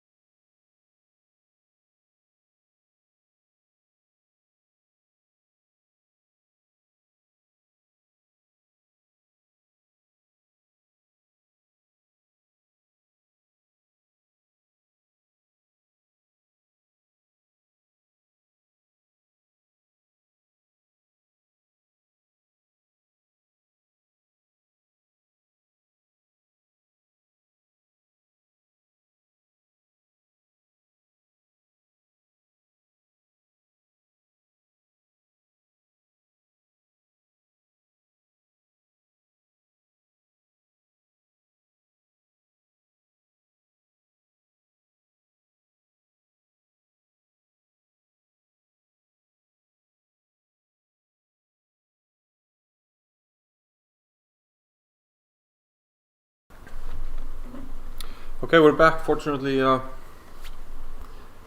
this was not some catastrophic transmission error. And everything seemed to be okay everywhere else. Let's just quickly see how this game ended. Braga's game. We had this queen b4 move, and he did indeed play bishop a5, where the plan is simply to win some stuff here. And after bishop takes b5, rook takes e3, he's simply winning the exchange, and yeah, bishop has to go back, the knight can't move because of this pawn, so h5, h4 was a kind of a threat. And now it's simply too much material here. Bishop might even take on h2, but okay, he just plays bishop e5, keeps it solid, and wins the pawn on a2. Easy win for Braga. Well, he had to work a little bit. Let's not discredit what White did in this one. And Hans actually won. Well done, Hans. Hans Niemann. Oh, okay, Hans. Wonder. So let's see. Okay, he allowed this pass pawn, but the king was on its way to win the pawn. But he used the knight instead. Okay, he can do that. Black tries to get counterplay, but knight a1. Either extremely clever, or the only move, actually. Knight a1, and then he takes the pawn. So now things are starting to look good for White here. He goes for the knight against bishop endgame. And of course, Black can't trade because the king endgame is completely winning. Keeps the pawn on knight squares, not to allow the bishop to attack them. And now the king comes in. Probably to b7, and then the pawn will be pushed. Good knight against the bad bishop. Easy win. And king d5 is a typical sensory board error, which will be fixed. So king d5, the kings were put on d5 and e4, indicating that White won the game. Sometimes when that happens, this extra move, king d5, is put on the board. But after knight b2, Black clearly resigned. So a good win by Hans, because that, for some brief moment there, it was looking like he might not win. And people are saying that although the Kukas game didn't look like anything spectacular, people are liking his style. Although the game is still ongoing, but let's see what happened. We had this position with rook d6. He took on e5, allowing White to take on e7. But now he's starting to push this big chunk of pawns here, which should be coming down the board pretty quickly here. Rook d6, first activating the rook, and now knight c5. Still hasn't pushed them, but should be coming in soon. Knight takes c3, rook c1, and there's this threat of knight e4 check, so White has to do something.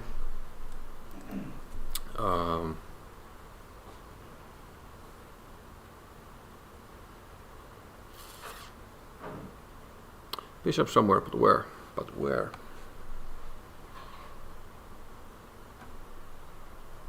And Black is threatening just to push. Maybe like this, we can play e4 and then just push. Queen. This might be game over. We're getting some requests to check out Tanya's game, but first let's check out board 16, where the youngest GM in the world, Abhimanyu Mishra, has the black pieces against Alexander Oliver Mai.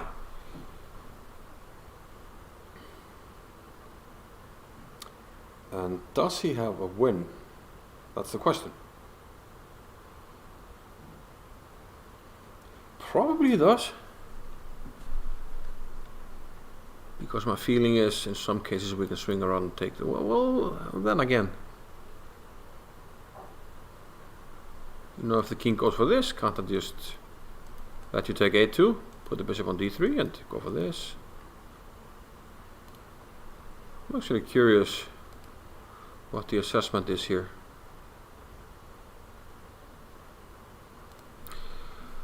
The bad thing for White is, let's say a move like this.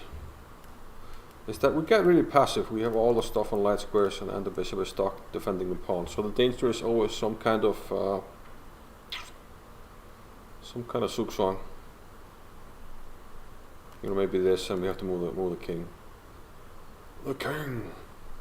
But then again, yeah, and we always have tempos with the rook. You can go here and here, so we can probably force him to go back. But then what? Because king f1 and maybe there are some tempos to be had, or are there? I don't know. Yeah, it's very complicated. Definitely one that we should keep an eye on. I have a feeling it's a fortress, but I also have a feeling that Mishra will find a way to crack White's defenses. I wanted to check out Tanya. I think she's still playing. Yeah, she should be around Kasakorli, who's still playing as well. He has the black pieces, but he looks like his position is quite good. So upper pawn has a black square blockade. He can play the rook back to d4, for instance, start pushing stuff, and then eventually push on the queen side if he needs to. So he looks winning, but people were wondering if Tanya was winning. Whoa, triple pawn. What the hell? How did that happen? Let's have a look. Okay, yeah, this was this Italian game where she could have played bishop d4, but played queen d4. We looked at this earlier in the broadcast. She could have played bishop d4, which was probably decisive. Instead, maybe White got some counterplay here, and it's getting really messy. Wow, super messy. And black is off the exchange. Now things are starting to quiet down, and black is trying to sail home the advantage of the exchange. Here we get the double pawn, but how do we get the triple one? b5, rook b4. No clue what's going on here. I guess she took on, took an a4, took on b5, and what's going on here? Knight takes g6. Okay, so White is threatening to come to h6, and then we have a mating net. So maybe he found some interesting way to defend here. Rook g4, king h6, and now Tanya has to take, because otherwise it's mate. So the question is, are the triple pawns winning? White is very active. This might be 0.0, guys. I haven't checked, because we can't really get the rook out so easily. Maybe you can start with a check, but why give the pawn with tempo? I don't know. And if we start pushing, I mean, White starts grabbing stuff. Maybe we can hope for something like this. Let's say we take, and now we can keep pushing, which should be winning, right? Although I'm not sure. So the question is if White should start with let's see here. If we were to go b4, should White start with this one, just to try and grab the middle one? It's an interesting endgame. It's not often we see these triple pawns.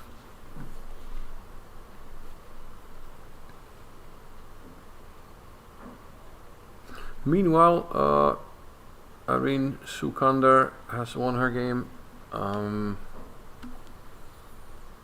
With a cheeky backward queen move. Let's see what happened. We had this position which we thought was better for black because of the control over b3 and c4, which White typically has in such structures. But she went for the pawn on h3, giving up the pawn on c5, because she thought she could open things up here with h4 at some point. b4 was played. She just went for it, h4. White took up the gauntlet, took on a5, takes. And now we run into problems if we take, because whenever we interpose the queen, this is going to drop with check. Black will be up a pawn. And if you go to the h file, then We just need to get a heavy piece over to the file. We might even be able to check and just win this stuff. That might be easier actually. So f3 was played, and now bishop h6, hitting this guy, which went to b3. b6, opening up lines. What's going on here? Takes. Aha. Or what? Aha what? Aha. Aha, yeah. Black just wants to get rid of this guy. So b6, cool move, I think, because here, well, you can take, but then you lose to the same tactic as when you do this. I take, and bishop e3, and you get mate on h2. So white decided to give the piece back, because now two pieces are hanging. Knight d4, okay, clever in between move, but probably not enough. And ooh, big threat here on h4. Queen takes g3, bishop f4, and here white blundered, well, probably losing anyway. But queen g4 allows a very nice finish. The backwards queen move, the backwards moves are often difficult to find, and queen h8 was a very nice one. Queen h8, and the queen comes to h2 next with mate. So do we have a new move in Tanya's game? Yeah, we do. We do. King g6, rook e6 check. King takes h5 and rook c6. Okay, now we can start pushing, but is it winning though? So is it enough pieces for a table base? I think 1, 2, 3, 4, 5, 6, 7. Table base says draw.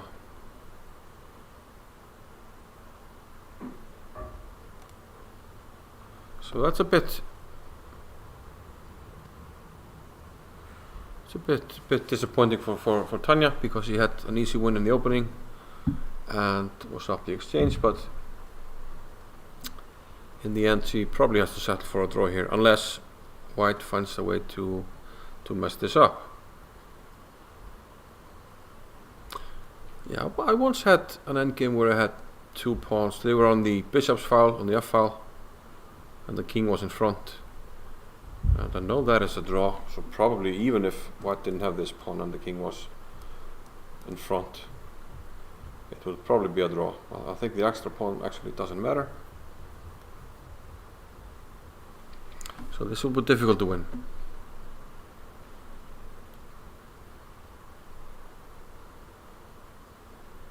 So probably Adiban is doing well. Let's check board 4. Well, where are the pawns he had earlier? Let's have a look. D3, bishop f1. So we left in this position. Rook d5. He's trying to attack the pawns. He won one pawn. Gave a bunch of jacks. He should probably win the c6 pawn, right? But he goes rook c2. He takes f3 and rook takes d3. So black is up a pawn.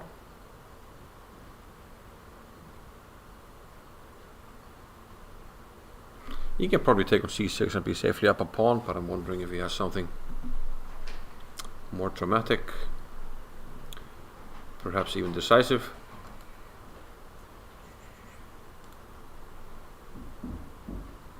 Queen g3 probably answered by rook takes f3, but what about something very concrete like this?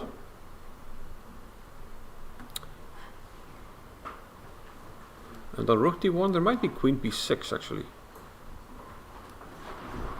taking advantage of this this pinning situation, because if you take, you have this in between move,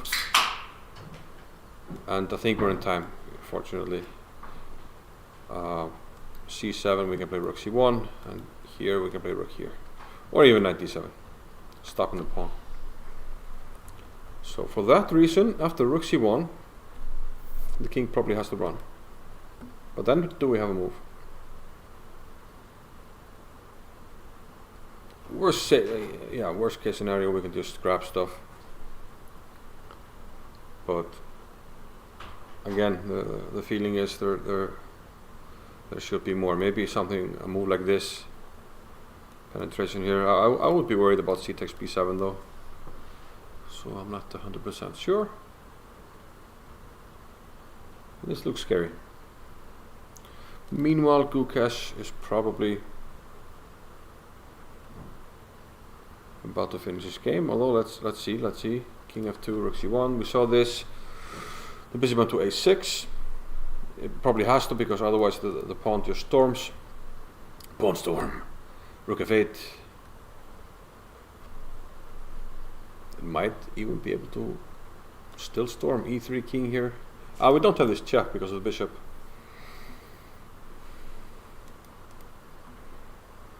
So not as easy as I thought. But it looks super scary.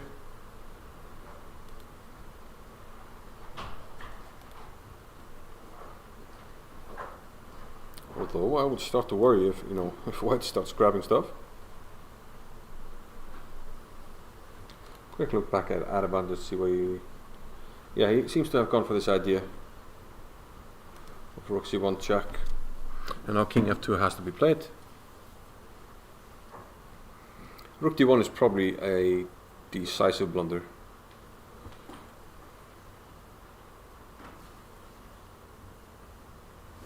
Because of queen b6.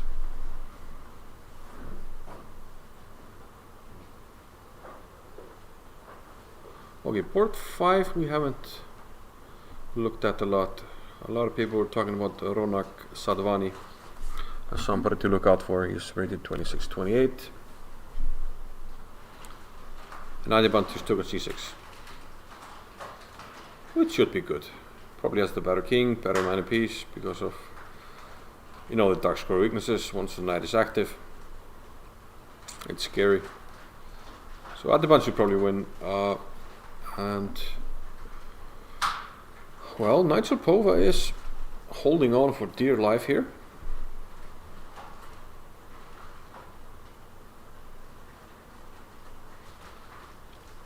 And he might hold on, I don't know. The only way to improve is at some stage to play a pawn break. It has to be d4 or b4. Probably d4 is the better one. And then hope you can somehow Zugzwang block with the bad bishop. Because we have all these pawns on dark squares. So probably d4 at some stage has to be tried. So this could be difficult. Really difficult to win for Ronak Sadwani. Other games still going on. Abhijit Gupta, a former winner here at the Reykjavik Open. Yeah, this game against Simon Rowe, where we weren't sure what he would do with his king. And if we actually go back to that, we had this position after rook g1. And I was curious to see what he would do with his king.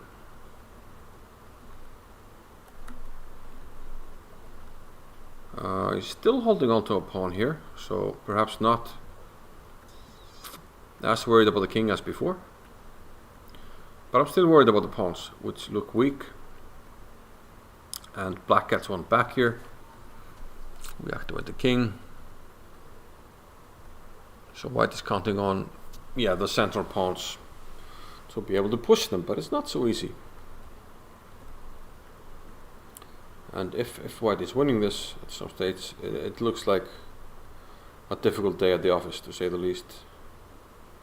d6, still not threatening to take. Rook there, knight f6. And how does white continue? He's knocked off material. If he takes on c7, it looks like we're simplifying a bit too much, and this becomes a target. Black is probably threatening to take in the position on d6. So it does not look like we have much for white here, if anything.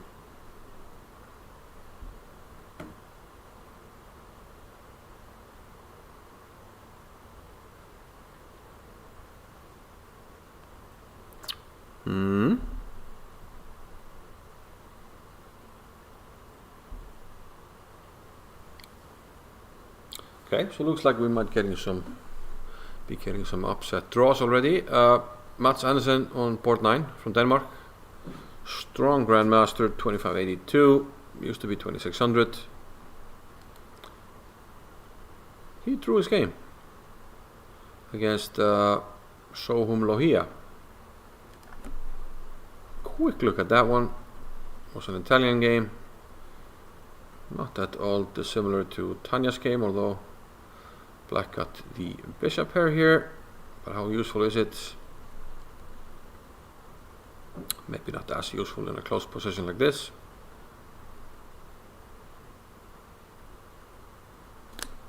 So yeah, a bit of a letdown for Mats to draw against the 2200 with white. And I'm wondering what's going on here. There's a lot of tension in the position. And black releases it. Can he take on d4 and g4? Oh, he kind of probably forced white's hand here. And now he's hitting the h5 pawn. And white offered a draw. So I suspect black is even slightly better if Mats is offering a draw here. They're way down on the clock, so for black obviously very tempting to just accept the draw offer. So probably a strategically good draw offer here by Mads Andersen. Similar to what we saw earlier, if you were here earlier, when Johan Hjartarson probably offered the draw to bishop e2. Shall we see if there are actually more moves in that game? That's actually possible. Possible that bishop e2 was not the last move. And indeed it wasn't. So we were actually missing some moves. And white took the perpetual here. Although he could have gone for more, probably with rook g3, which just threatens bishop h6.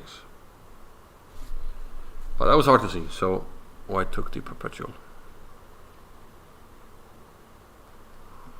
Anywho, Thomas Bjergsen won his game. We were intending to look at what. Let's have a look at Max Varmedam, who should be winning up a pawn here. Well, it's not a guaranteed win by any stretch of the imagination, but looks very good. Like, for instance, can't we just take this, play 96, just keep the white king out here, then play king b5, and simply threaten to win this pawn in a few moves? I don't think white has time for counterplay there. Although, let's say he starts going for counterplay and does this. We want to win the pawn. And we say, okay, I am going to eliminate all your pawns. I think you have to take. Okay, we start pushing soon, but I'm just saying I'm going to get your pawns. So if you take it, now I'm going to take this pawn, and then I can sack the bishop. So maybe something to think about for Max. Maybe it's not as easy as it looks on first sight to take the rook on b4. So maybe the grandmaster decision is to leave the rooks on the board. Quite possible, indeed. Okay. We're getting a lot of results here, so let's see. So Pragnananda won. Hans won, Hans Niemann. Difficult win. Gukas already won. Let's see the end of that one. We had this position, right? Let's see. Okay, rook f8. He played e3, king f3, rook c2, threatening mate on f2. We can take this pawn, but I guess we're losing a piece here after.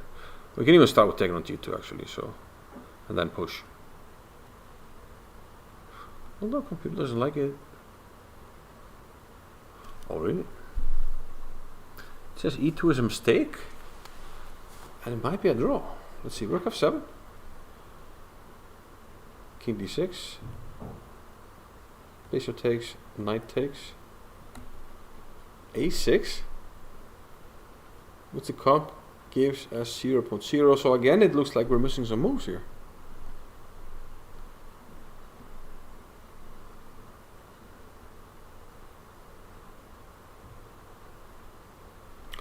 I'm confused.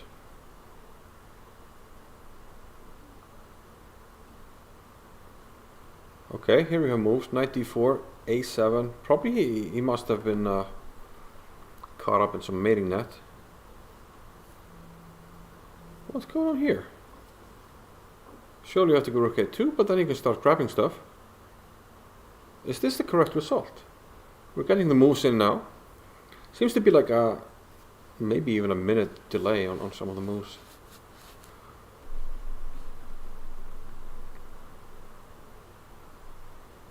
h4. Maybe f3? No, what's going on?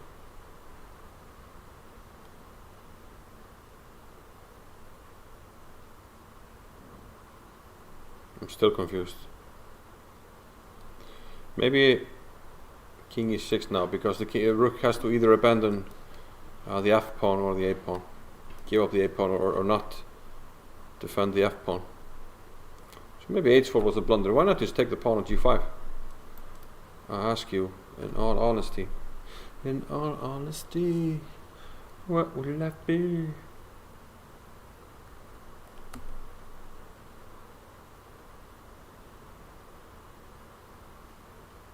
Okay, we're still missing moves, but okay, we'll keep on waiting.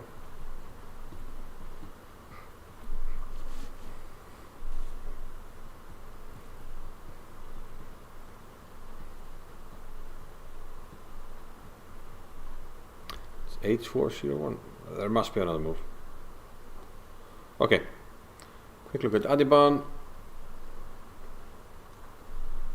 He's up 2 pawns now actually, so after b takes c6, it's 2 pawns. 2 pawns, it's too much.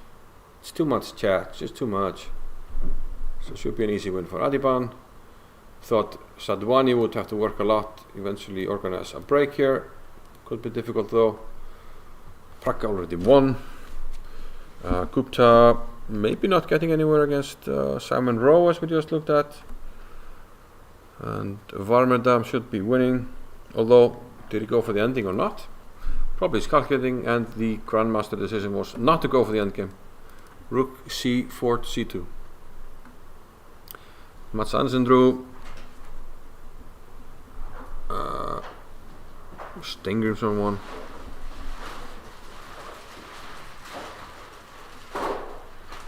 Cornet won. Hero won against Lenka, which is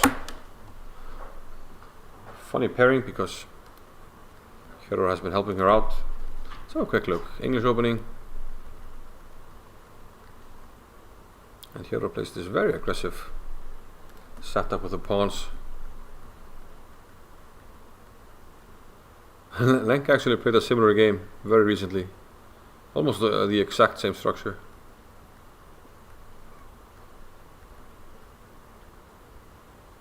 And probably she's just doing well here. I'm not sure what. I mean, black has the bishop here, but he's down a pawn. For what? For what? This seems to give away the advantage. Because we're getting the pawn on e3. Now f5 hangs. And this seems to be where things turned around, and probably it was time trouble, which has been kind of an enemy for Lenka for many years. And now she's just done 2 pawns for basically not much, and Hjörvar sailed it home. Okay, so Oliver Mike against Abhimanyu Misra. Still holding on.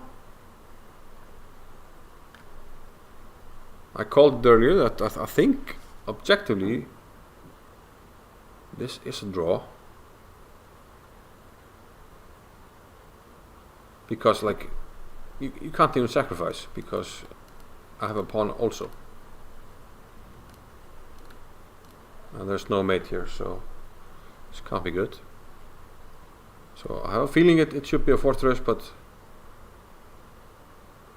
also I have a feeling he can find some nasty way to trick him. Although, well, Alexander is in decent form, so who knows. So Peng Li Min won against Johan Ingvarsson.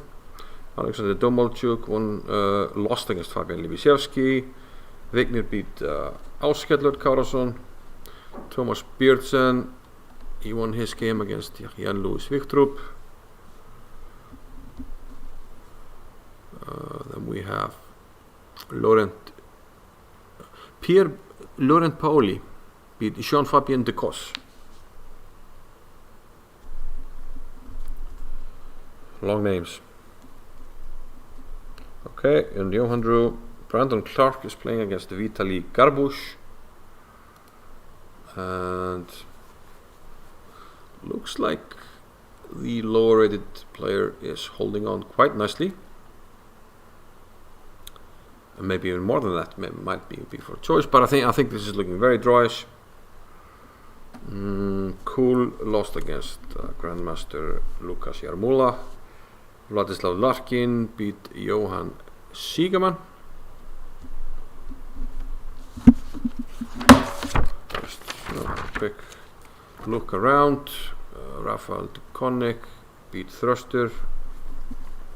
Bragi beat Mikael Johan. Birkir Isak drew against Romanishin. Jonah Willow, Jan Sisko. 428. No, 29. That's still going on. Jonah Willow trying to queen this pawn, but black has a lot of material. Isn't the lower red guy giving the Grandmaster a run for his money? Well, Jonah is a FIDE master, sorry. Okay, still interesting game. We thought Kasakoli was winning.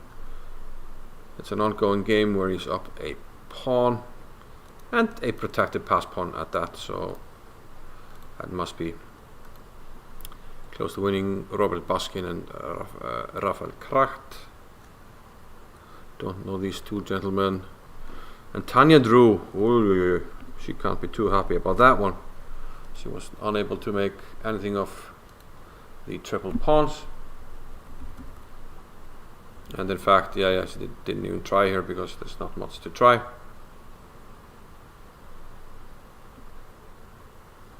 Because if you go rook here, then white starts running actually. And you have to be careful. b3, h6. And I'm making a queen with check and checkmate actually. The rook is blocking here nicely. Well, check. So draw, Batania. Harry Grieve is playing against Arlene Borsboom.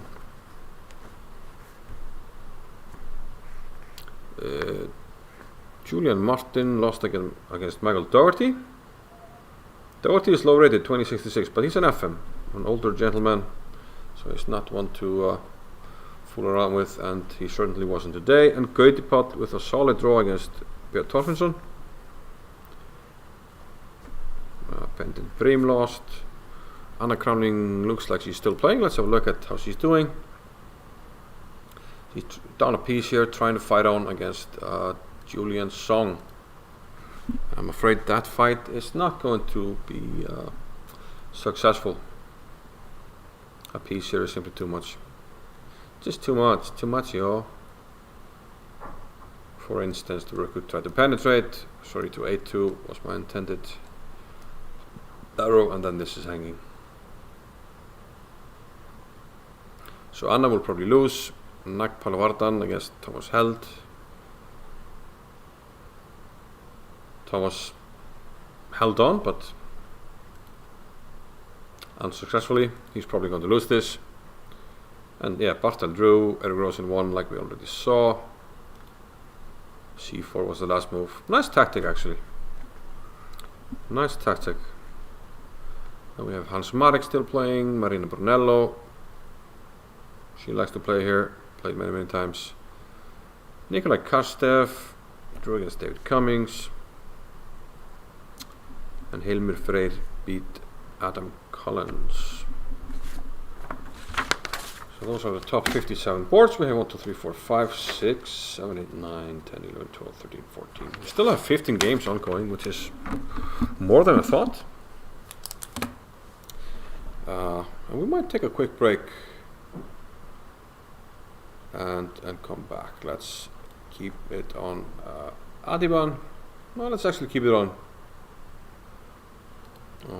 Ronak Sadwani and see how he gets on here. And we put a random camera from the playing hall. This is from board 6. People walking by, and quick break, and we'll be back. Let's run the ad first actually, so people are happy. The purest tasting water on Earth, born from untouched lands, naturally filtered through ancient lava rock. You are what you drink. Be a force of nature. Icelandic glacial. The purest taste. There you go. Now a break.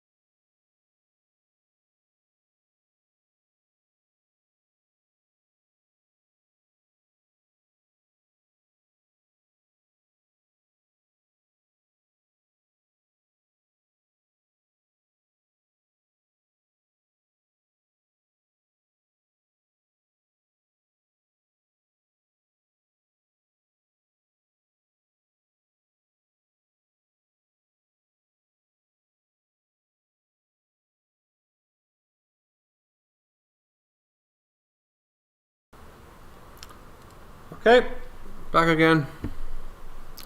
Has something happened? Board 4 and 5 are still playing. And honestly, it's hard to see how white improves here.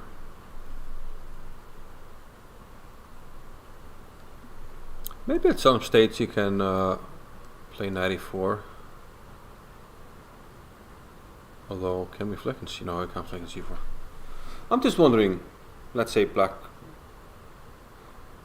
Well, first of all, black doesn't have to take. But I'm just wondering what's going on in such an endgame, because now we got our king in. But I sort of doubt that we can do much here. Because if black just stays with the king here, even though, let's say he gives us a ton of free moves like this. Probably you can just take everything and well, actually maybe we can't. Yeah, maybe something like this is a try at least, because he can't let us in here. So he would have to wait.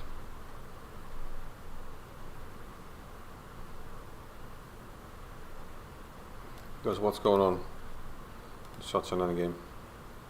Maybe it's just drawn. Here, and a5, and we're not in time.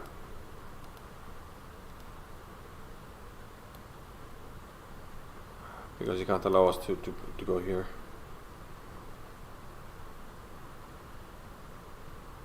Yeah, and we have to be careful, because now we can't go here. That's the problem. Can't go here, because then it's black who starting to run. Okay, I mean, but how to try anything? So I apparently went for knight b1 here.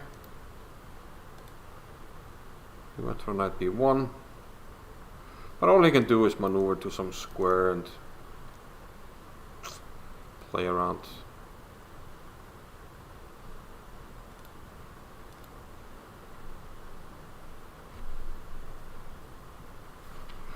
Yeah, one has to wonder if at some stage, if white is not careful, it might be black to who has some chances. Okay, let's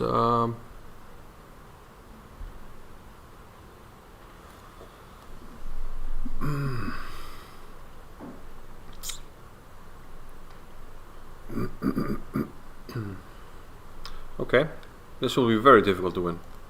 Meanwhile, Adiban should be winning, yeah, with ease on board 4. Probably a good game by Adiban. I like the tactic with rook c1, queen b6, although it didn't materialize on the board.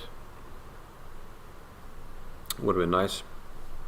Gupta against Rowe. Has something happened there? The last few moves, knight f6, takes, rook b6, and what? Well, he can take on f6 now, but is that enough? It does, of course, but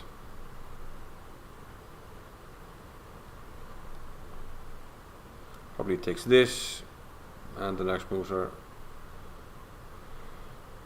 Should we try to save one pawn? Maybe a5. I was even wondering if this was enough, but maybe it's unnecessary to give. Yeah, the king is at least blocked, but I think even this might be a draw. Although white has some definitely has chances, but a5 first maybe.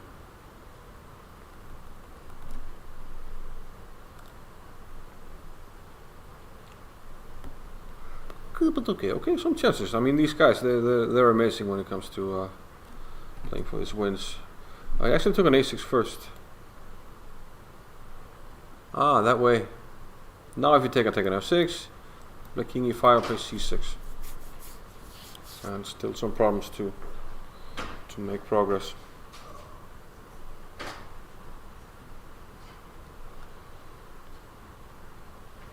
Okay, let's see if Mishra has made some progress. Doesn't look like it.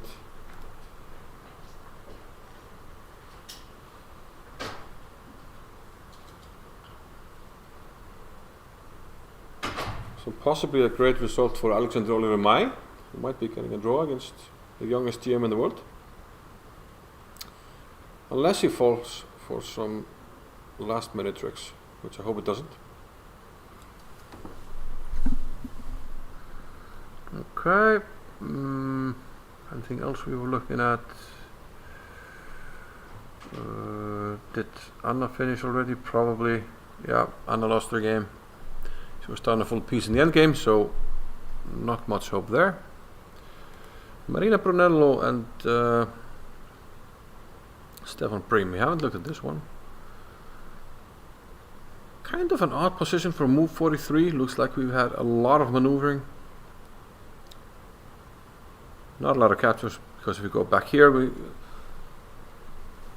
back 15 moves. We have a similar structure, so only one trade of bishops, and basically the same structure. And Brunello Marina seems to have a pretty firm grip on e5, which is always the key when you're playing against this French type of pawn structure. And black will try to break that hold at some stage, I guess. Some kind of knight g6 or something, if possible. But then again, it's difficult to organize e5 anyway, so yeah, not sure what black does. So white is, I'm pretty sure that white is for choice here.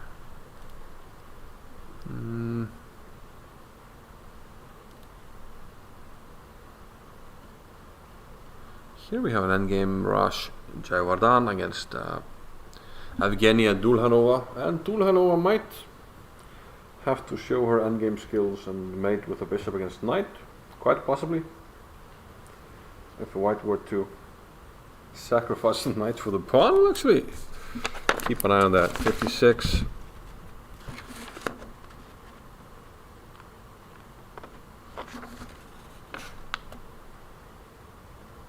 Wait, table 56?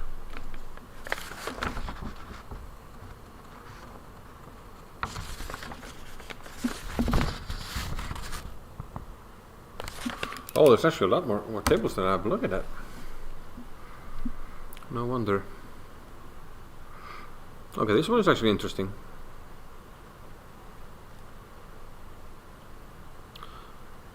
While we wait for some moves, let's see how my friend Sigurbjörn Björnsson won his game.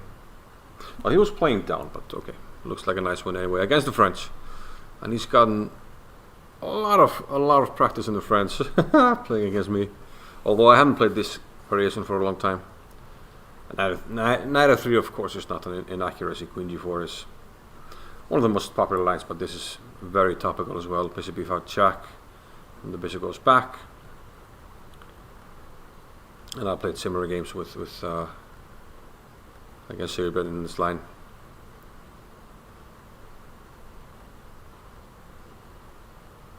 Yeah, looks like black is not having a good version here of the whenever white is opening things up here. And now c5 is too tender. And too many pins. You know, there's pin on, potential pin here, potential pin here. And black doesn't have a lot enough activity to make up for it,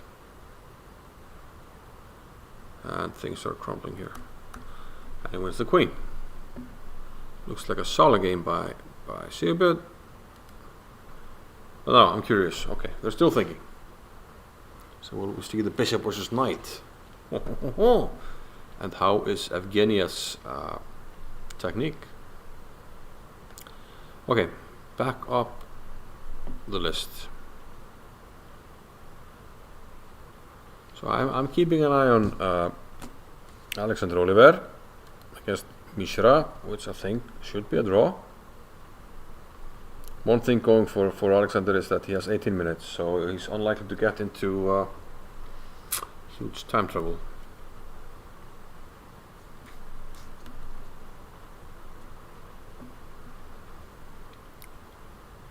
Brandon Clark, Vitaly Garbus. We had a quick look and we thought black was holding on.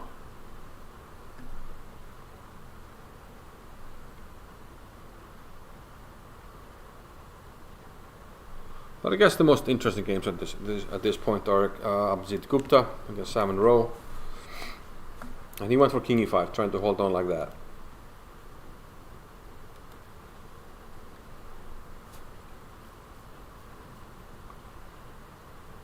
Problem with c6. Let's say f4. Because now we can't penetrate with the king. So now we're trying to come back and win the pawn. So can the king be well positioned enough? Let's say h4. Let's say I go f5.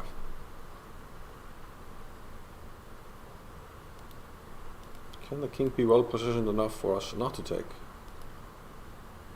And I think the answer is no, a resounding no.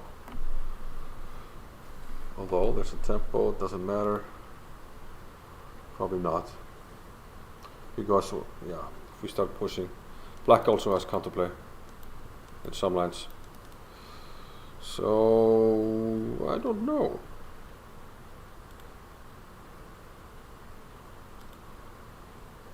Although at the moment it says 1-0, so let's get the moves again. King e5, rook a5. Okay, it can't be 1-0. We're missing moves again.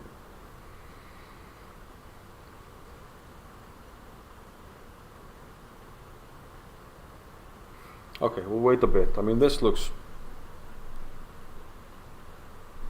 might be difficult to win now, actually. Good defense, I think, by Simon Rowe. We'll see. We thought Arabad is winning. It says 1-0, so I'm wondering if what happened. They might have. Ooh, wait a minute. Hang on a minute. Dr. Pova, he went for it with e4, sacrificing the piece. After d takes e4, knight takes e4. We can flick in c4. I'm not sure it's beneficial, but it's possible. But the idea here is that, well, the king is coming in pretty quick and pretty hot, and might just, you know, grab all these pawns and then we just push them. And what's going on? I think I prefer black there. So, was knight b1 possibly a horrible blunder? Nigel Pova is not going down. He's not going down.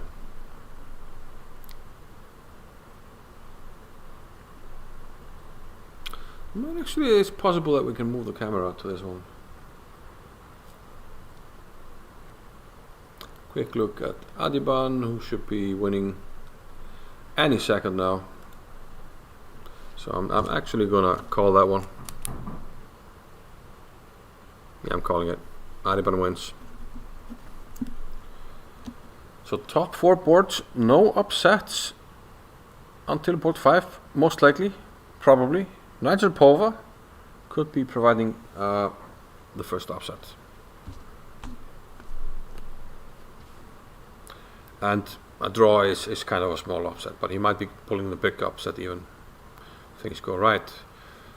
Abhijit Gupta, Simon Rowe still says 1-0. And now, okay, now we're getting moves. So after rook a5, black blocked with rook c6.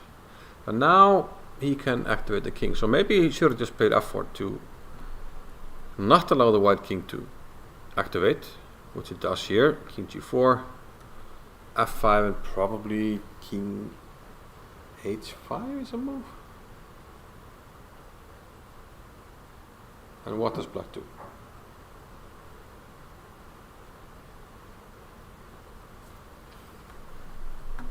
There's also some ideas and some lines to go here, and pick up stuff. Okay, so we're definitely still missing moves.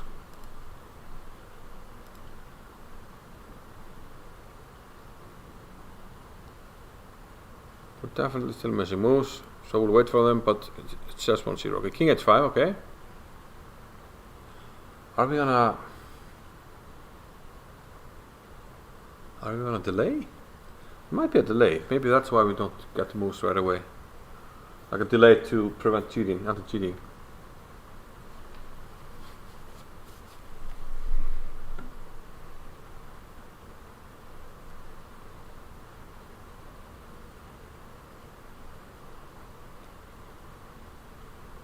Okay, Atiban already won, so okay. King h5, 1-0.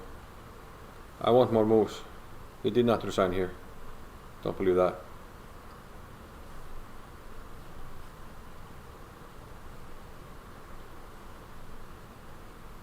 Okay, king d4.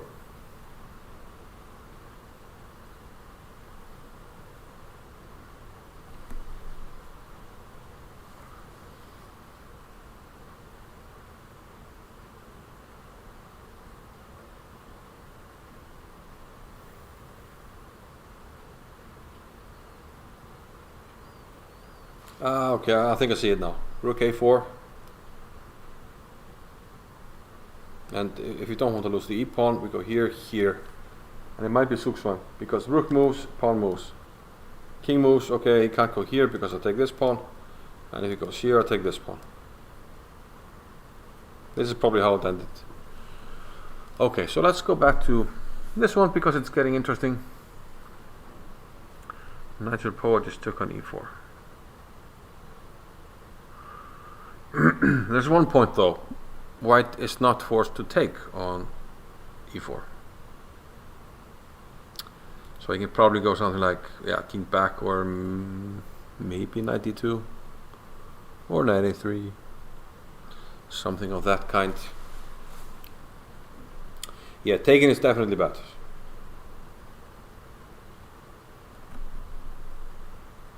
And I'm getting a suggestion that perhaps he could have played c4 here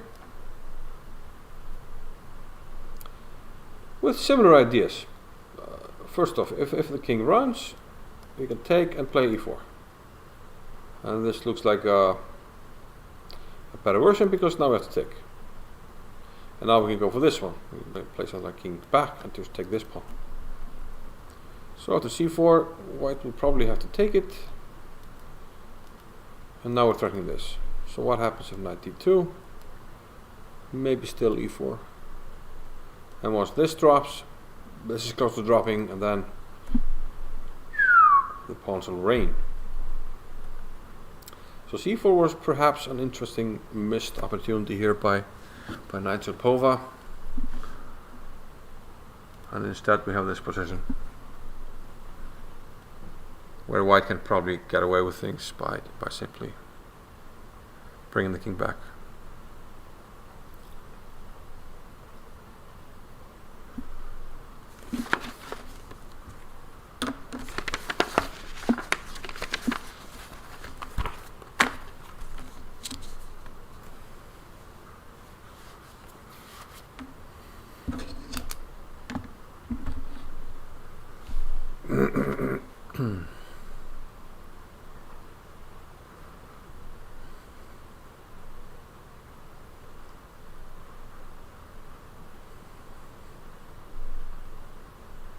Interesting stuff.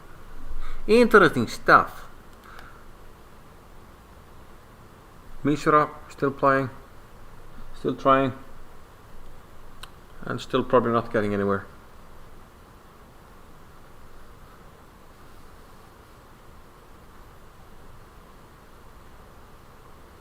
King f1.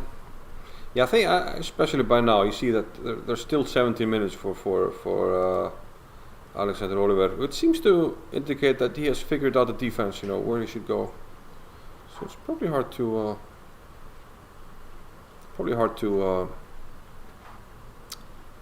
confuse him here. Okay, so these are the two games I'm keeping an eye on. Mishra. The other games that are left we haven't really looked at all that much. Although I did want to check out this one and see if we would get the dreaded bishop against knight endgame. So I guess we'll keep an eye on these three before we call it a round. So that's table 56. And then some of the top boards. Number 5, Natsupova. And Alexander against Mishra, number 16.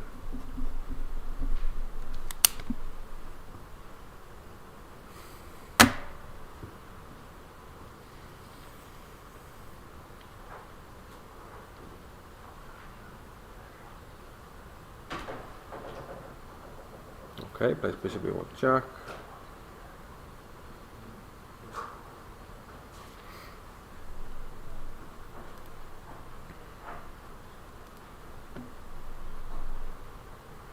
Come on, make it happen.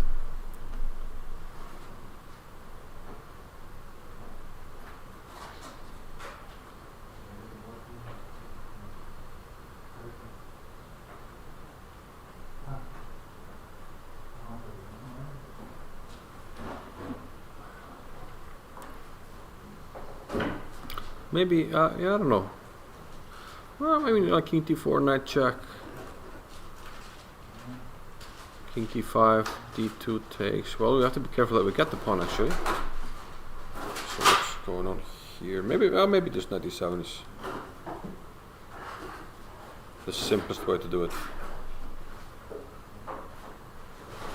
Or is it? Let's say here we go d2.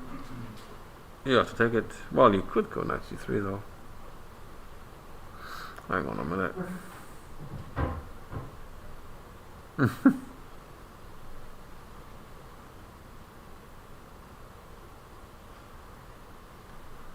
Okay, let's see. She went with knight f3 check.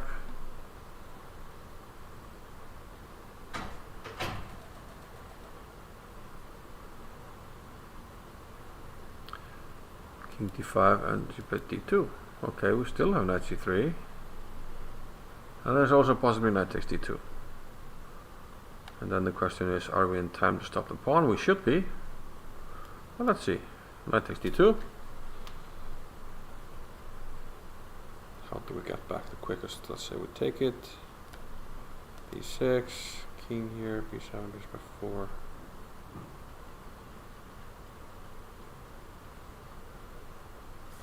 Huh. Surely we're still stopping it. Let's say we go here. The thing is, if you push it too early, you're gonna struggle to defend. Because at some point you have to either go to a7 or c8, and in both cases my knight gets here. So this should be winning. Although, you know, it's still tricky. It's tricky. So let's say I bring the king first. No, probably here, and I'm getting some tempos because I need to go either here and I get this tempo, or I go here and I just bring the king and go here, and again I'm in time. So here and here, and then I just block on this square and bring the king and then win the pawn. So d2 is played.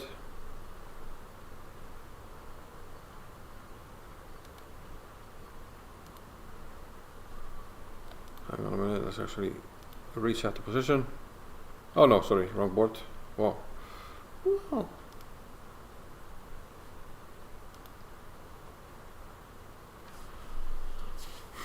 It says d2 0-1. Why would you take on d2 and at least make them mate you? Okay, it's weird how the moves are kind of behind. So maybe we have a delay, which I simply didn't know about. But I wanted to see if Abhijit Gupta probably went like I thought at the end.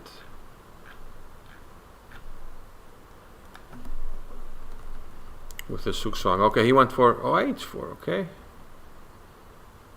And he got this f4 pawn. Yeah, then it's difficult because you keep the base. There's too many pawns. F and h pawn can't be a draw if you have the king in the right place, and that right place is on the other side of the board, so that's lost. Okay, this makes sense. Nigel Pova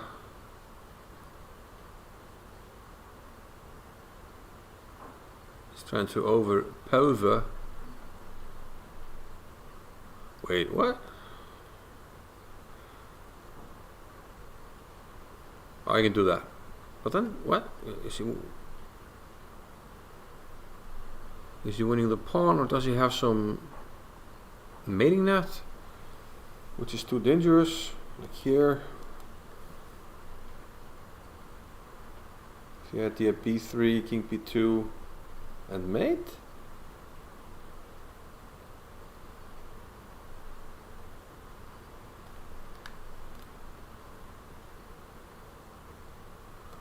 I'm not sure what's going on here. So, I mean, obviously you can't allow the king here to attack this pawn, so you have to play bishop f2. And looks like Pova did not go for the pawn and played king e5, intending to hold on for dear life. But that means he's again, although it should be a draw, he's again slightly suffering. We're going to defend this pawn, and now we have squares for our knight. And you can't defend them all, so we're going to put some pressure on black here, but probably it's not enough because how to activate this bishop.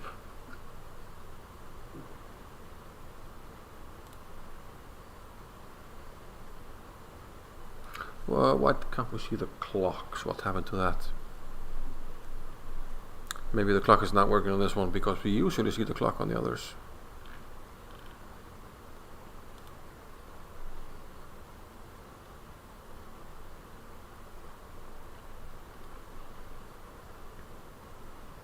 Wait, this actually happened?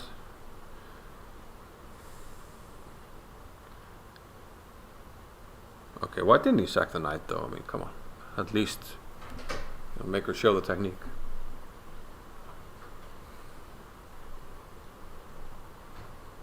Okay, that was a bit of a letdown. So I guess now we're only interested in this one, which should be a draw, and this one, which should be a draw as well, although white will try for a while. But I think we will call this one and be ready for tomorrow when we have a double round. So 2 games tomorrow. We're starting at 9 Icelandic time, which is I think 11 for most of Europe then.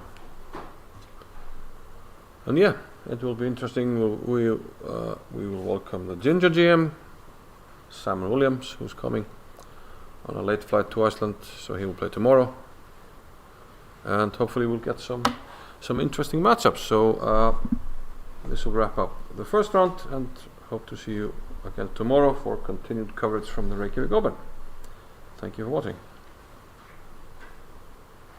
The purest tasting water on earth, born from untouched lands, naturally filtered through ancient lava rock. You are what you drink. Be a force of nature. Icelandic glacial.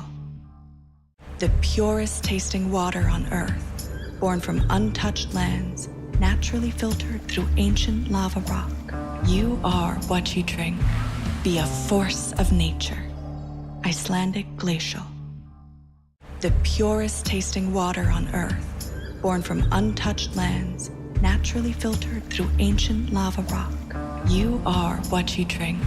Be a force of nature. Icelandic glacial. The purest tasting water on earth, born from untouched lands, naturally filtered through ancient lava rock. You are what you drink. Be a force of nature. Icelandic glacial. The purest tasting water on earth, born from untouched lands, naturally filtered through ancient lava rock. You are what you drink. Be a force of nature. Icelandic glacial. The purest tasting water on earth, born from untouched lands, naturally filtered through ancient lava rock. You are what you drink. Be a force of nature. Icelandic glacial. The purest tasting water on earth, born from untouched lands, naturally filtered through ancient lava rock. You are what you drink. Be a force of nature. Icelandic glacial. The purest tasting water on earth, born from untouched lands, naturally filtered through ancient lava rock. You are what you drink. Be a force of nature. Icelandic glacial. The purest tasting water on earth, born from untouched lands, naturally filtered through ancient lava rock. You are what you drink. Be a force of nature. Icelandic glacial. The purest tasting water on earth, born from untouched lands, naturally filtered through ancient lava rock. You are what you drink. Be a force of nature. Icelandic glacial. The purest tasting water on earth, born from untouched lands, naturally filtered through ancient lava rock. You are what you drink. Be a force of nature. Icelandic glacial. The purest tasting water on earth, born from untouched lands, naturally filtered through ancient lava rock. You are what you drink. Be a force of nature. Icelandic glacial. The purest tasting water on earth, born from untouched lands, naturally filtered through ancient lava rock. You are what you drink. Be a force of nature. Icelandic glacial. The purest tasting water on earth, born from untouched lands, naturally filtered through ancient lava rock.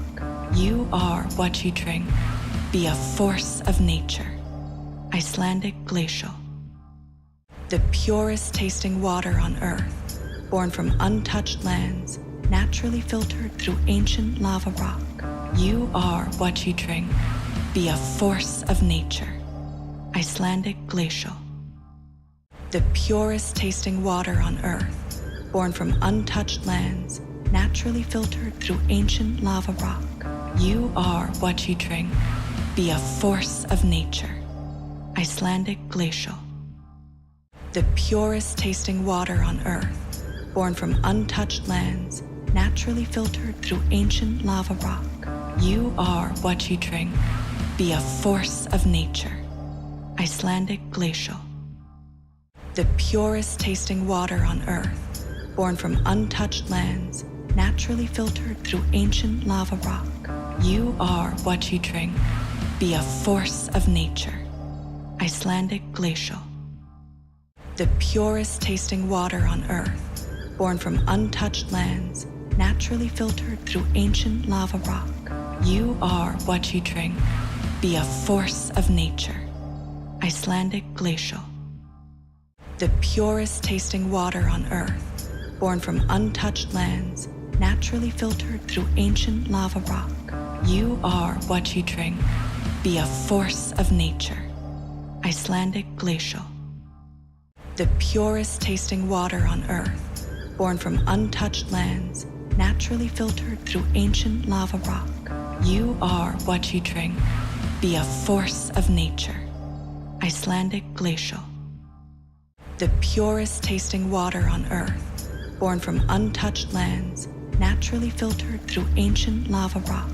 You are what you drink. Be a force of nature. Icelandic glacial.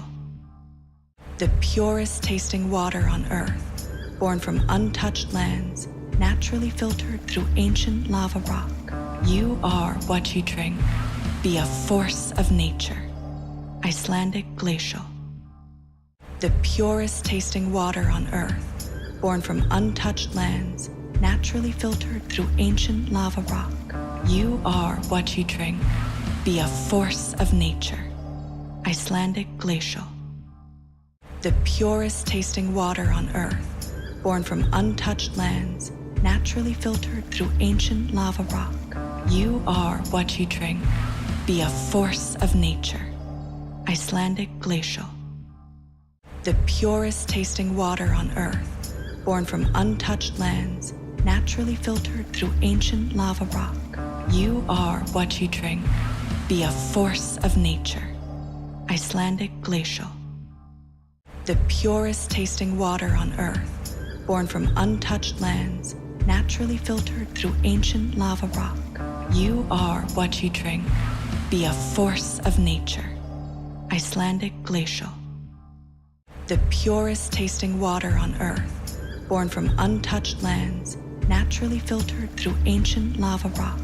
You are what you drink. Be a force of nature. Icelandic glacial. The purest tasting water on earth, born from untouched lands, naturally filtered through ancient lava rock. You are what you drink. Be a force of nature. Icelandic glacial.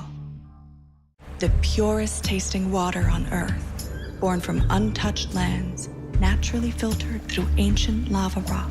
You are what you drink. Be a force of nature. Icelandic glacial. The purest tasting water on earth, born from untouched lands, naturally filtered through ancient lava rock. You are what you drink. Be a force of nature. Icelandic glacial. The purest tasting water on earth, born from untouched lands, naturally filtered through ancient lava rock. You are what you drink. Be a force of nature. Icelandic glacial. The purest tasting water on earth, born from untouched lands, naturally filtered through ancient lava rock. You are what you drink. Be a force of nature. Icelandic glacial. The purest tasting water on earth, born from untouched lands, naturally filtered through ancient lava rock. You are what you drink. Be a force of nature. Icelandic glacial.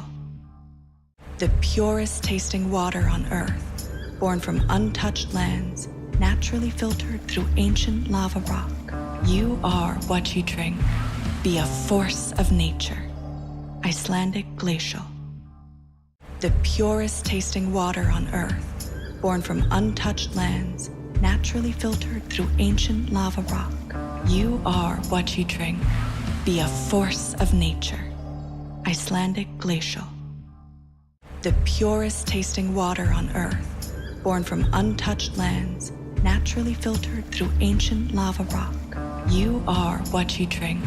Be a force of nature. Icelandic glacial. The purest tasting water on earth, born from untouched lands, naturally filtered through ancient lava rock. You are what you drink. Be a force of nature. Icelandic glacial. The purest tasting water on earth, born from untouched lands, naturally filtered through ancient lava rock. You are what you drink. Be a force of nature. Icelandic glacial. The purest tasting water on earth, born from untouched lands, naturally filtered through ancient lava rock. You are what you drink. Be a force of nature. Icelandic glacial. The purest tasting water on earth, born from untouched lands, naturally filtered through ancient lava rock. You are what you drink. Be a force of nature. Icelandic glacial. The purest tasting water on earth, born from untouched lands, naturally filtered through ancient lava rock. You are what you drink. Be a force of nature. Icelandic glacial. The purest tasting water on earth, born from untouched lands, naturally filtered through ancient lava rock. You are what you drink. Be a force of nature. Icelandic glacial. The purest tasting water on earth, born from untouched lands, naturally filtered through ancient lava rock. You are what you drink. Be a force of nature. Icelandic glacial. The purest tasting water on earth, born from untouched lands, naturally filtered through ancient lava rock. You are what you drink. Be a force of nature. Icelandic glacial. The purest tasting water on earth, born from untouched lands, naturally filtered through ancient lava rock. You are what you drink. Be a force of nature. Icelandic glacial. The purest tasting water on earth, born from untouched lands, naturally filtered through ancient lava rock. You are what you drink. Be a force of nature. Icelandic glacial. The purest tasting water on earth, born from untouched lands, naturally filtered through ancient lava rock. You are what you drink. Be a force of nature. Icelandic glacial. The purest tasting water on earth, born from untouched lands, naturally filtered through ancient lava rock. You are what you drink. Be a force of nature. Icelandic glacial. The purest tasting water on earth, born from untouched lands, naturally filtered through ancient lava rock. You are what you drink. Be a force of nature. Icelandic glacial. The purest tasting water on earth, born from untouched lands, naturally filtered through ancient lava rock. You are what you drink. Be a force of nature. Icelandic glacial.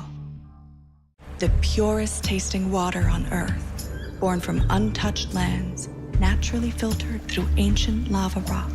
You are what you drink. Be a force of nature. Icelandic glacial. The purest tasting water on earth, born from untouched lands, naturally filtered through ancient lava rock. You are what you drink. Be a force of nature. Icelandic glacial. The purest tasting water on earth, born from untouched lands, naturally filtered through ancient lava rock. You are what you drink. Be a force of nature. Icelandic glacial. The purest tasting water on earth, born from untouched lands, naturally filtered through ancient lava rock. You are what you drink. Be a force of nature. Icelandic glacial. The purest tasting water on earth, born from untouched lands, naturally filtered through ancient lava rock. You are what you drink. Be a force of nature. Icelandic glacial. The purest tasting water on earth, born from untouched lands, naturally filtered through ancient lava rock. You are what you drink. Be a force of nature. Icelandic glacial. The purest tasting water on earth, born from untouched lands, naturally filtered through ancient lava rock. You are what you drink. Be a force of nature. Icelandic glacial. The purest tasting water on earth, born from untouched lands, naturally filtered through ancient lava rock. You are what you drink. Be a force of nature. Icelandic glacial. The purest tasting water on earth, born from untouched lands, naturally filtered through ancient lava rock. You are what you drink. Be a force of nature. Icelandic glacial. The purest tasting water on earth, born from untouched lands, naturally filtered through ancient lava rock. You are what you drink. Be a force of nature. Icelandic glacial. The purest tasting water on earth, born from untouched lands, naturally filtered through ancient lava rock. You are what you drink. Be a force of nature. Icelandic glacial. The purest tasting water on earth, born from untouched lands, naturally filtered through ancient lava rock. You are what you drink. Be a force of nature. Icelandic glacial. The purest tasting water on earth, born from untouched lands, naturally filtered through ancient lava rock. You are what you drink. Be a force of nature. Icelandic glacial. The purest tasting water on earth, born from untouched lands, naturally filtered through ancient lava rock. You are what you drink. Be a force of nature. Icelandic glacial. The purest tasting water on earth, born from untouched lands, naturally filtered through ancient lava rock. You are what you drink. Be a force of nature. Icelandic glacial. The purest tasting water on earth, born from untouched lands, naturally filtered through ancient lava rock. You are what you drink. Be a force of nature. Icelandic glacial. The purest tasting water on earth, born from untouched lands, naturally filtered through ancient lava rock. You are what you drink. Be a force of nature. Icelandic glacial. The purest tasting water on earth, born from untouched lands, naturally filtered through ancient lava rock. You are what you drink. Be a force of nature. Icelandic glacial. The purest tasting water on earth, born from untouched lands, naturally filtered through ancient lava rock. You are what you drink. Be a force of nature. Icelandic glacial. The purest tasting water on earth, born from untouched lands, naturally filtered through ancient lava rock. You are what you drink. Be a force of nature. Icelandic glacial. The purest tasting water on earth, born from untouched lands, naturally filtered through ancient lava rock. You are what you drink. Be a force of nature. Icelandic glacial. The purest tasting water on earth, born from untouched lands, naturally filtered through ancient lava rock. You are what you drink. Be a force of nature. Icelandic glacial. The purest tasting water on earth, born from untouched lands, naturally filtered through ancient lava rock. You are what you drink. Be a force of nature. Icelandic glacial. The purest tasting water on earth, born from untouched lands, naturally filtered through ancient lava rock. You are what you drink. Be a force of nature. Icelandic glacial. The purest tasting water on earth, born from untouched lands, naturally filtered through ancient lava rock. You are what you drink. Be a force of nature. Icelandic glacial. The purest tasting water on earth, born from untouched lands, naturally filtered through ancient lava rock. You are what you drink. Be a force of nature. Icelandic glacial. The purest tasting water on earth, born from untouched lands, naturally filtered through ancient lava rock. You are what you drink. Be a force of nature. Icelandic glacial. The purest tasting water on earth, born from untouched lands, naturally filtered through ancient lava rock. You are what you drink. Be a force of nature. Icelandic glacial. The purest tasting water on earth, born from untouched lands, naturally filtered through ancient lava rock. You are what you drink. Be a force of nature. Icelandic glacial. The purest tasting water on earth, born from untouched lands, naturally filtered through ancient lava rock. You are what you drink. Be a force of nature. Icelandic glacial. The purest tasting water on earth, born from untouched lands, naturally filtered through ancient lava rock. You are what you drink. Be a force of nature. Icelandic glacial. The purest tasting water on earth, born from untouched lands, naturally filtered through ancient lava rock. You are what you drink. Be a force of nature. Icelandic glacial. The purest tasting water on earth, born from untouched lands, naturally filtered through ancient lava rock. You are what you drink. Be a force of nature. Icelandic glacial. The purest tasting water on earth, born from untouched lands, naturally filtered through ancient lava rock. You are what you drink. Be a force of nature. Icelandic glacial. The purest tasting water on earth, born from untouched lands, naturally filtered through ancient lava rock. You are what you drink. Be a force of nature. Icelandic glacial. The purest tasting water on earth, born from untouched lands, naturally filtered through ancient lava rock. You are what you drink. Be a force of nature. Icelandic glacial. The purest tasting water on earth, born from untouched lands, naturally filtered through ancient lava rock. You are what you drink. Be a force of nature. Icelandic glacial. The purest tasting water on earth, born from untouched lands, naturally filtered through ancient lava rock. You are what you drink. Be a force of nature. Icelandic glacial. The purest tasting water on earth, born from untouched lands, naturally filtered through ancient lava rock. You are what you drink. Be a force of nature. Icelandic glacial. The purest tasting water on earth, born from untouched lands, naturally filtered through ancient lava rock. You are what you drink.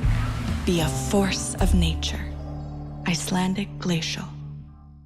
The purest tasting water on earth, born from untouched lands, naturally filtered through ancient lava rock. You are what you drink. Be a force of nature. Icelandic glacial. The purest tasting water on earth, born from untouched lands, naturally filtered through ancient lava rock. You are what you drink. Be a force of nature. Icelandic glacial. The purest tasting water on earth, born from untouched lands, naturally filtered through ancient lava rock.